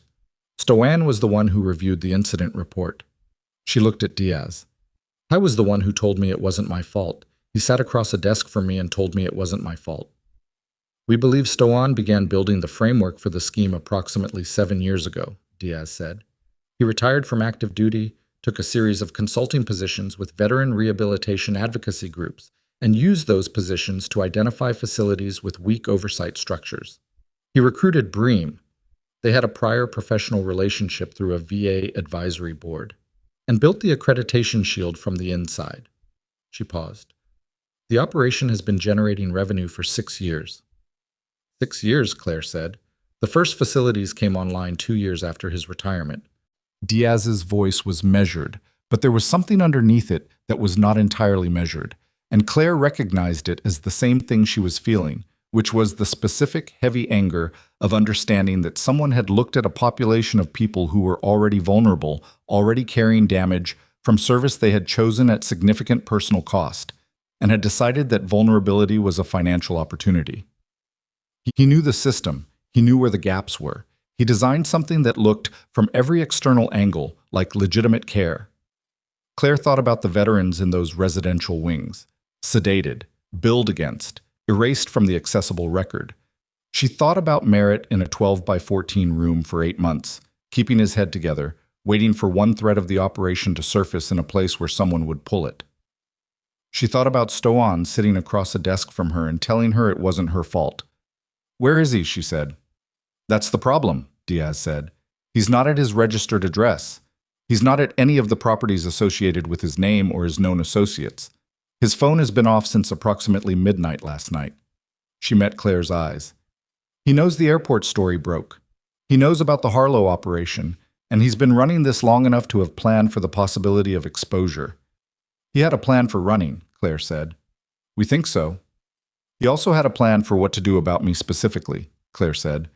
"If he knew my name, if his first response when he heard about the brace was recognition, then he's been aware of me for some time, as a potential risk or a known variable or..." She stopped, considered. "Or as something else." Diaz waited. "He misrouted my commendation," Claire said slowly. "I assumed it was administrative error. It happens during separation processing. Things fall through.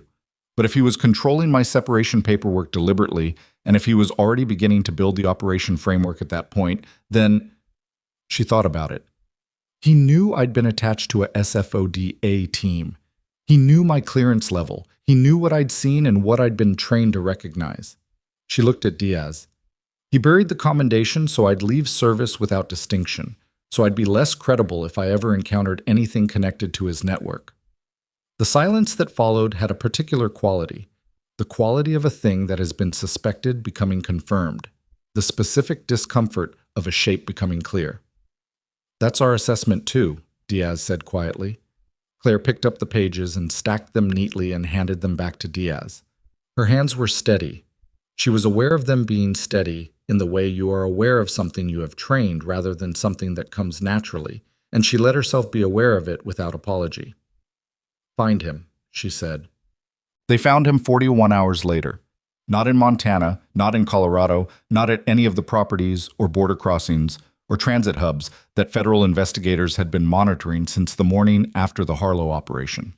They found him in a mid-range motel in Casper, Wyoming, 70 miles from the Colorado state line, registered under a name that was not his and that would not have connected to him at all, except that Priya Sandhu, working on her second consecutive sleepless night, had cross-referenced the credit card used for the registration against a network of secondary financial accounts that she had traced through 6 layers of the shell structure, and one of those accounts had been used 9 days earlier to purchase a prepaid card, and that prepaid card had been used at a gas station 12 miles from the motel on the same morning Stowan's phone had gone dark. The chain of it was the kind of methodical, patient, granular investigative work that doesn't make good television, but is how things actually get resolved. Not in a single revelation, but in the accumulation of small, verifiable facts that eventually form a perimeter so tight that there's no gap left to move through. Stowan was in room 14 when agents arrived at 6:40 in the morning. He was dressed. He had a bag packed. He had been 40 minutes from his next move, whatever that move was, and he didn't make it. He didn't run. He didn't make a scene. He came to the door when they knocked, and he looked at the badges, and something in his face settled in the way of someone who has been carrying something very heavy for a very long time and has just been told they can put it down, though not in the way he would have chosen. "Colonel Stowan," the lead agent said. "Not Colonel anymore," Stowan said. His voice was even. "Haven't been for 7 years." He was transported to the federal holding facility in Denver and in the transport vehicle. He said nothing for 40 minutes and then said, to no one in particular, "I built something that worked." He said it the way someone might note an architectural fact about a building they had designed. Not proud exactly, not defensive, just noting it. As though the thing that mattered was the construction and the purpose it had served was beside the point. The agent beside him said nothing. "It worked for 6 years, Stowan said. And then he was quiet again for the rest of the drive. The charges filed against Everett Stowan were read into the public record 4 days later. Conspiracy to commit wire fraud, conspiracy to defraud the Department of Veterans Affairs, unlawful detention, obstruction of a federal investigation, and 4 counts of filing false government documents.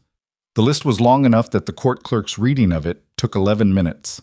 Stowan stood for all of it with the posture of someone who had spent decades in rooms where standing straight was required, and did not look at the gallery, and did not look at the judge for more than the minimum required acknowledgement. His attorney entered a not guilty plea.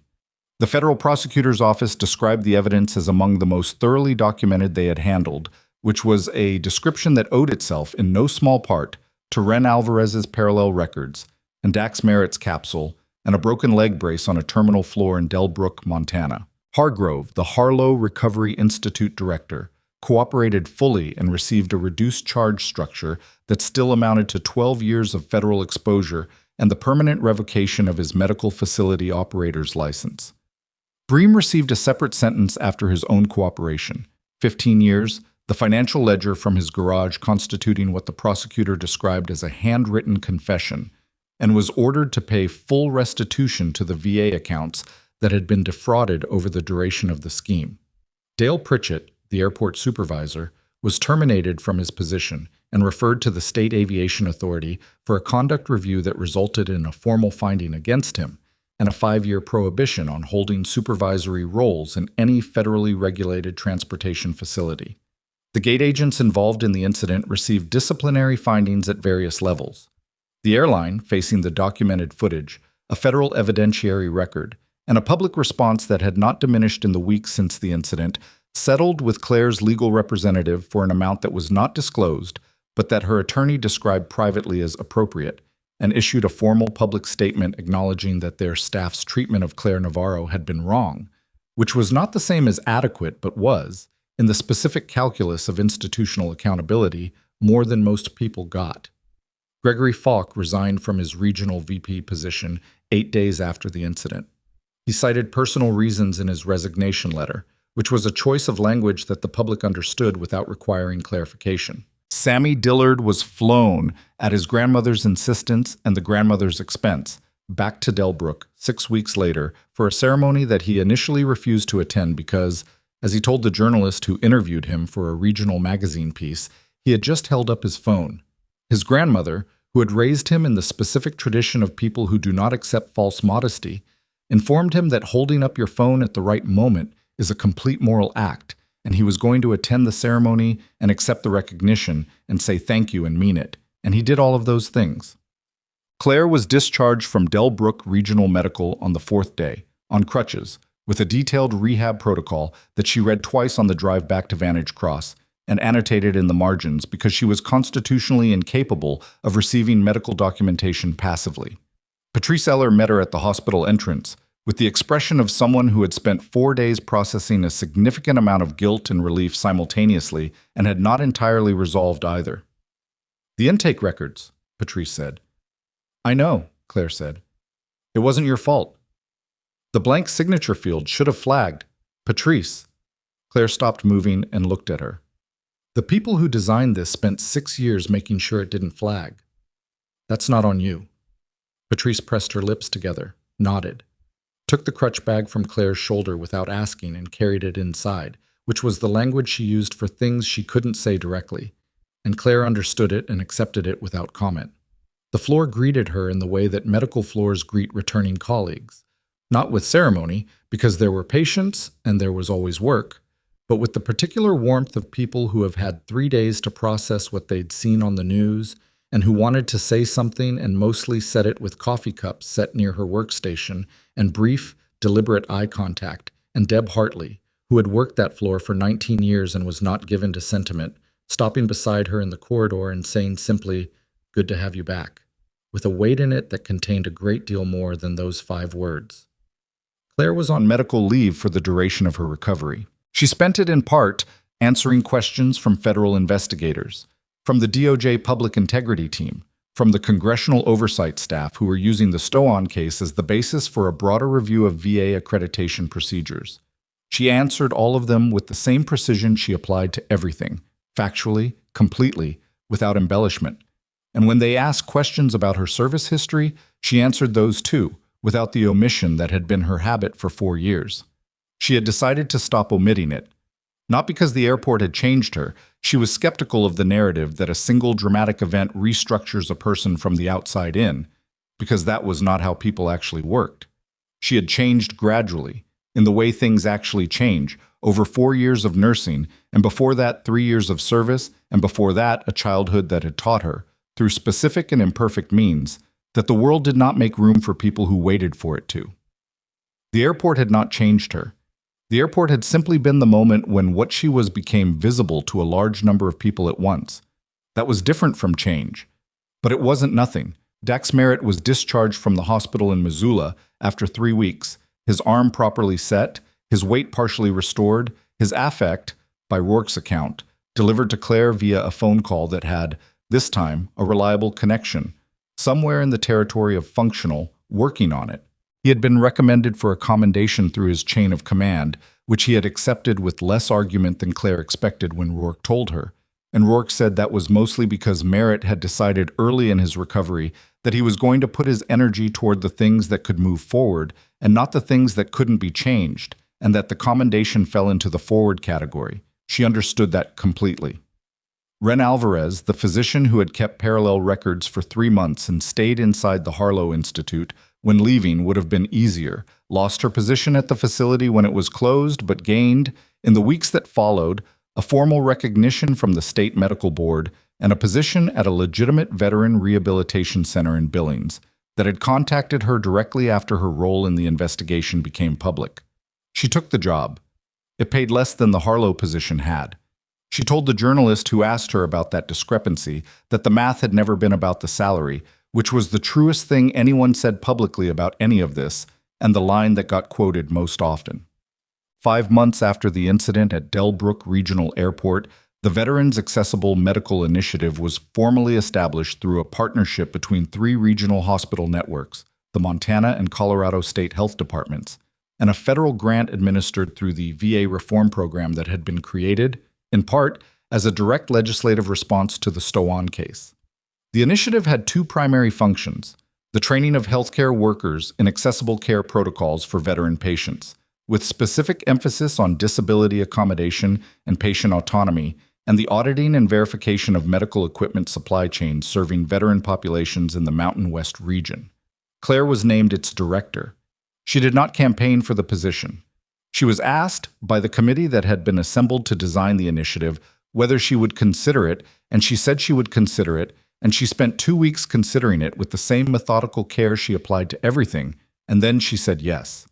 Her first act as director was to contact Sammy Dillard's school and establish a small annual scholarship fund for students demonstrating civic engagement in their communities. It was not a grand gesture. It was a specific one, directed at a specific person who had done a specific thing, which was the only kind of gesture she trusted. Her second act was to hire Patrice Eller as the initiative's equipment verification coordinator, because Patrice understood supply chains and intake procedures and had spent 4 months redesigning Vantage Cross's donation protocols with a thoroughness that had caught 2 additional documentation irregularities. Neither connected to the Stowan network, both genuine administrative errors, and because the best use of someone who feels responsible for something they didn't cause is to give them real responsibility for making sure it doesn't happen to someone else. The initiative's opening session was held in a conference room in Billings on a gray November morning that smelled like the particular combination of coffee and industrial cleaning product that conference rooms always smell like. 43 healthcare workers, 12 emergency responders, 8 veteran services coordinators. Rourke was there, in the back row, in civilian clothes, Rex at his feet. He had not been asked to attend. He had simply shown up, which was consistent with everything she had come to understand about how he operated. Claire stood at the front of the room without notes, because she did not need notes for what she was going to say, and she looked at the room for a moment before she spoke. "I want to start with something that's not in the curriculum," she said, "because the curriculum covers protocols and procedures and documentation standards, and those things matter. They matter specifically and concretely, and you'll need all of them. But before we get there, I want to talk about what makes a protocol fail." The room was quiet and attentive in the way rooms are when someone is about to say something they mean. Protocols fail when the person following them has decided in advance what kind of person they're serving. When the visible fact of someone's disability becomes a conclusion rather than information. When the way someone looks or moves or requires assistance becomes a story we tell ourselves about what they're capable of and what they deserve. She paused.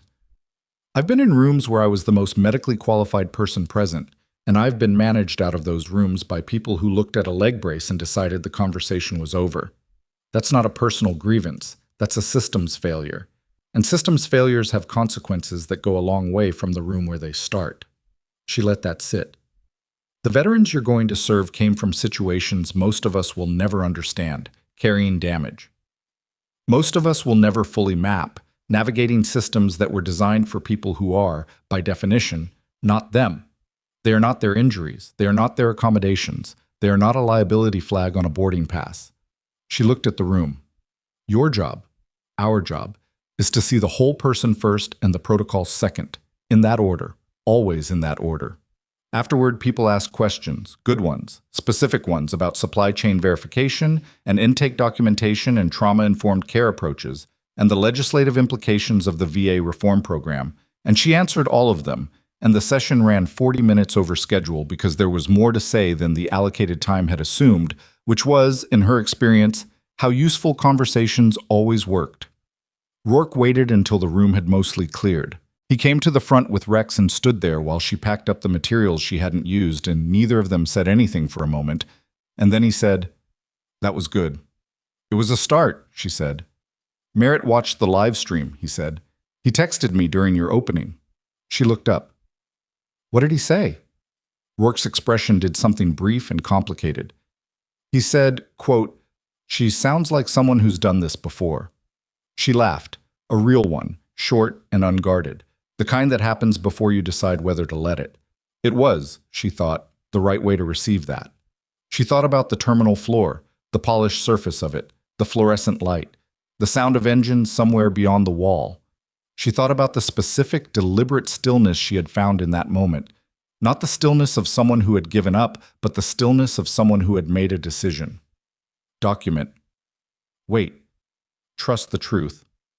She thought about Rex's weight across her leg and the particular relief of something that did not require explaining itself, that simply acted.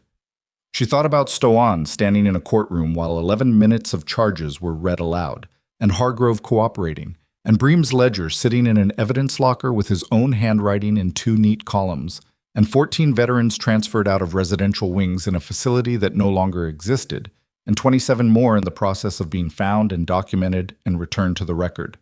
She thought about what it cost to stay quiet and what it costs to speak, and how most people who choose quiet do it not because they are afraid, but because the speaking has, too many times, produced nothing but the exhaustion of having spoken. She understood that completely.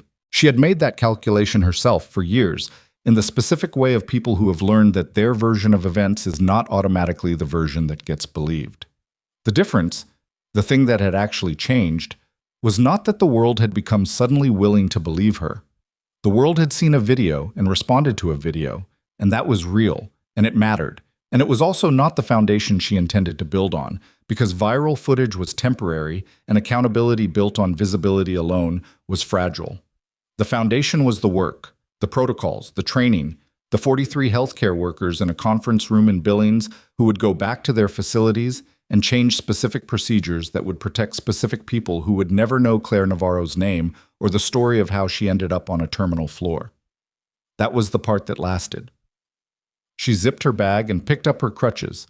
She was 2 weeks from transitioning off them, the rehab progressing on the faster end of what Kaplan had projected, because she was applying the same focused, undramatic persistence to her recovery that she applied to everything. And she looked at Rourke, who was waiting by the door with Rex, who was watching her with the patient attention of an animal that has decided you are worth watching. "Walk out?" Rourke said. "Walk out," she said. They went. Outside, the November air was cold and direct, the kind that finds you immediately, and the parking lot was ordinary and gray and exactly the right kind of unremarkable for the morning after the first day of something. Claire stopped on the sidewalk and breathed it in for a moment. The cold and the ordinary and the particular sensation of standing on 2 legs that were both, imperfectly and sufficiently, hers.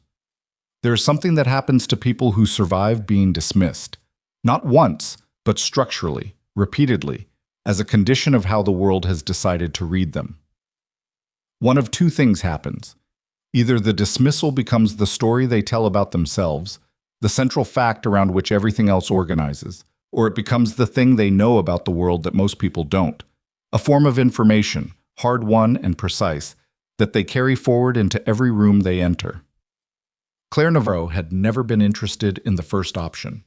What she knew, what the terminal floor and the broken brace and the 8 months of silence in a 12 by 14 room and the 6 years of a buried commendation and the 4 years of being the nurse who never explained herself had given her, cumulatively, in the way experience gives things rather than the way revelation does, was this: the people who underestimate you are not your problem. Your problem is whether you believe them. She had not believed them. That was the whole story. Everything else was consequence. Rex pressed briefly against her leg on the side of the crutch, a quick, warm contact, and then moved back to Rourke's heel, and she looked down at him for a moment with the expression of someone who has been understood, wordlessly and without condition, and finds it, after everything, still the most reliable form of grace she knows. She looked at the gray November sky above Billings. Then she started walking.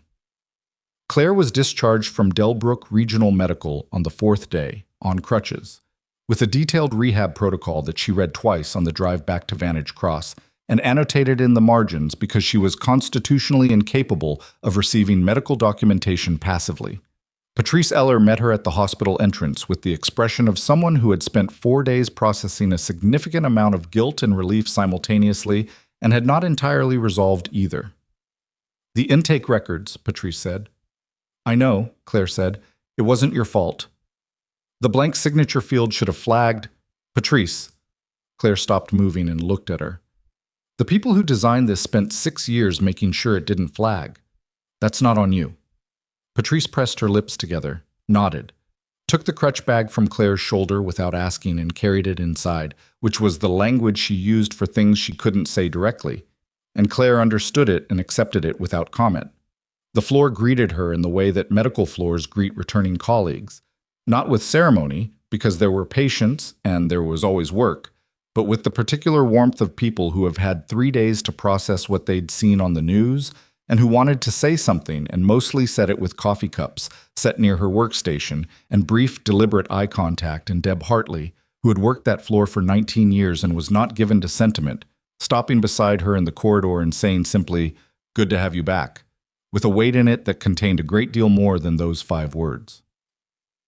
Claire was on medical leave for the duration of her recovery. She spent it, in part, answering questions from federal investigators, from the DOJ Public Integrity Team, from the Congressional Oversight staff, who were using the Stowan case as the basis for a broader review of VA accreditation procedures. She answered all of them with the same precision she applied to everything, factually, completely, without embellishment. And when they asked questions about her service history, she answered those too, without the omission that had been her habit for 4 years. She had decided to stop omitting it. Not because the airport had changed her, she was skeptical of the narrative that a single dramatic event restructures a person from the outside in, because that was not how people actually worked. She had changed gradually, in the way things actually change over 4 years of nursing, and before that 3 years of service, and before that a childhood that had taught her, through specific and imperfect means, that the world did not make room for people who waited for it to. The airport had not changed her. The airport had simply been the moment when what she was became visible to a large number of people at once. That was different from change. But it wasn't nothing. Dax Merritt was discharged from the hospital in Missoula after 3 weeks, his arm properly set, his weight partially restored, his affect, by Rourke's account, delivered to Claire via a phone call that had, this time, a reliable connection. Somewhere in the territory of functional, working on it. He had been recommended for a commendation through his chain of command, which he had accepted with less argument than Claire expected when Rourke told her. And Rourke said that was mostly because Merritt had decided early in his recovery that he was going to put his energy toward the things that could move forward and not the things that couldn't be changed, and that the commendation fell into the forward category. She understood that completely. Ren Alvarez, the physician who had kept parallel records for 3 months and stayed inside the Harlow Institute when leaving would have been easier, lost her position at the facility when it was closed but gained, in the weeks that followed, a formal recognition from the state medical board and a position at a legitimate veteran rehabilitation center in Billings that had contacted her directly after her role in the investigation became public. She took the job. It paid less than the Harlow position had. She told the journalist who asked her about that discrepancy that the math had never been about the salary, which was the truest thing anyone said publicly about any of this, and the line that got quoted most often. 5 months after the incident at Delbrook Regional Airport, the Veterans Accessible Medical Initiative was formally established through a partnership between 3 regional hospital networks, the Montana and Colorado State Health Departments, and a federal grant administered through the VA reform program that had been created, in part, as a direct legislative response to the Stowan case. The initiative had 2 primary functions: the training of healthcare workers in accessible care protocols for veteran patients, with specific emphasis on disability accommodation and patient autonomy, and the auditing and verification of medical equipment supply chains serving veteran populations in the Mountain West region. Claire was named its director. She did not campaign for the position. She was asked by the committee that had been assembled to design the initiative whether she would consider it, and she said she would consider it, and she spent 2 weeks considering it with the same methodical care she applied to everything, and then she said yes. Her first act as director was to contact Sammy Dillard's school and establish a small annual scholarship fund for students demonstrating civic engagement in their communities. It was not a grand gesture. It was a specific one, directed at a specific person who had done a specific thing, which was the only kind of gesture she trusted. Her second act was to hire Patrice Eller as the initiative's equipment verification coordinator, because Patrice understood supply chains and intake procedures and had spent 4 months redesigning Vantage Cross's donation protocols with a thoroughness that had caught 2 additional documentation irregularities, neither connected to the Stowan network, both genuine administrative errors, and because the best use of someone who feels responsible for something they didn't cause is to give them real responsibility for making sure it doesn't happen to someone else. The initiative's opening session was held in a conference room in Billings on a gray November morning that smelled like the particular combination of coffee and industrial cleaning product that conference rooms always smell like. 43 healthcare workers, 12 emergency responders, 8 veteran services coordinators. Rourke was there, in the back row, in civilian clothes, Rex at his feet. He had not been asked to attend, he had simply shown up, which was consistent with everything she had come to understand about how he operated. Claire stood at the front of the room without notes, because she did not need notes for what she was going to say, and she looked at the room for a moment before she spoke. "I want to start with something that's not in the curriculum," she said, "because the curriculum covers protocols and procedures and documentation standards, and those things matter. They matter specifically and concretely, and you'll need all of them. But before we get there, I want to talk about what makes a protocol fail." The room was quiet and attentive in the way rooms are when someone is about to say something they mean. Protocols fail when the person following them has decided in advance what kind of person they're serving. When the visible fact of someone's disability becomes a conclusion rather than information. When the way someone looks or moves or requires assistance becomes a story we tell ourselves about what they're capable of and what they deserve. She paused. "I've been in rooms where I was the most medically qualified person present, and I've been managed out of those rooms by people who looked at a leg brace and decided the conversation was over. That's not a personal grievance. That's a systems failure. And systems failures have consequences that go a long way from the room where they start." She let that sit. "The veterans you're going to serve came from situations most of us will never understand. Carrying damage most of us will never fully map. Navigating systems that were designed for people who are, by definition, not them. They are not their injuries. They are not their accommodations. They are not a liability flag on a boarding pass." She looked at the room. "Your job, our job, is to see the whole person first and the protocol second. In that order, always in that order. Afterward, people ask questions, good ones, specific ones about supply chain verification and intake documentation and trauma-informed care approaches and the legislative implications of the VA reform program, and she answered all of them. And the session ran 40 minutes over schedule because there was more to say than the allocated time had assumed, which was, in her experience, how useful conversations always worked. Rourke waited until the room had mostly cleared. He came to the front with Rex and stood there while she packed up the materials she hadn't used, and neither of them said anything for a moment. And then he said, "That was good." "It was a start," she said. "Merritt watched the live stream," he said. "He texted me during your opening." She looked up. "What did he say?" Rourke's expression did something brief and complicated. He said, quote, "She sounds like someone who's done this before." She laughed. A real one, short and unguarded.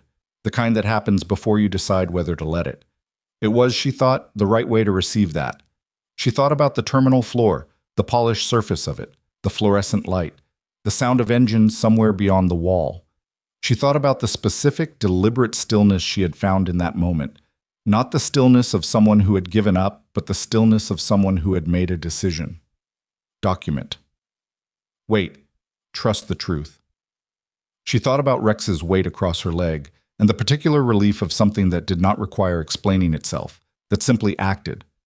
She thought about Stowan standing in a courtroom while 11 minutes of charges were read aloud, and Hargrove cooperating, and Bream's ledger sitting in an evidence locker with his own handwriting in 2 neat columns, and 14 veterans transferred out of residential wings in a facility that no longer existed, and 27 more in the process of being found and documented and returned to the record. She thought about what it cost to stay quiet, and what it costs to speak, and how most people who choose quiet do it not because they are afraid, but because the speaking has, too many times, produced nothing but the exhaustion of having spoken. She understood that completely. She had made that calculation herself for years, in the specific way of people who have learned that their version of events is not automatically the version that gets believed. The difference, the thing that had actually changed, was not that the world had become suddenly willing to believe her. The world had seen a video and responded to a video, and that was real, and it mattered, and it was also not the foundation she intended to build on, because viral footage was temporary and accountability built on visibility alone was fragile. The foundation was the work, the protocols, the training, the 43 healthcare workers in a conference room in Billings who would go back to their facilities and change specific procedures that would protect specific people who would never know Claire Navarro's name or the story of how she ended up on a terminal floor. That was the part that lasted. She zipped her bag and picked up her crutches. She was 2 weeks from transitioning off them, the rehab progressing on the faster end of what Kaplan had projected, because she was applying the same focused, undramatic persistence to her recovery that she applied to everything. And she looked at Rourke, who was waiting by the door with Rex, who was watching her with the patient attention of an animal that has decided you are worth watching. "Walk out," Rourke said. "Walk out," she said. They went. Outside, the November air was cold and direct, the kind that finds you immediately, and the parking lot was ordinary and gray and exactly the right kind of unremarkable for the morning after the first day of something. Claire stopped on the sidewalk and breathed it in for a moment. The cold and the ordinary and the particular sensation of standing on two legs that were both imperfectly and sufficiently hers. There is something that happens to people who survive being dismissed. Not once, but structurally, repeatedly, as a condition of how the world has decided to read them. One of two things happens. Either the dismissal becomes the story they tell about themselves, the central fact around which everything else organizes, or it becomes the thing they know about the world that most people don't, a form of information, hard-won and precise, that they carry forward into every room they enter. Claire Navarro had never been interested in the first option. What she knew, what the terminal floor and the broken brace, and the 8 months of silence in a 12-by-14 room, and the 6 years of a buried commendation, and the 4 years of being the nurse who never explained herself had given her, cumulatively, in the way experience gives things rather than the way revelation does, was this: the people who underestimate you are not your problem. Your problem is whether you believe them. She had not believed them. That was the whole story. Everything else was consequence. Rex pressed briefly against her leg on the side of the crutch, a quick, warm contact, and then moved back to Rourke's heel, and she looked down at him for a moment with the expression of someone who has been understood, wordlessly and without condition, and finds it, after everything, still the most reliable form of grace she knows. She looked at the gray November sky above Billings. Then she started walking.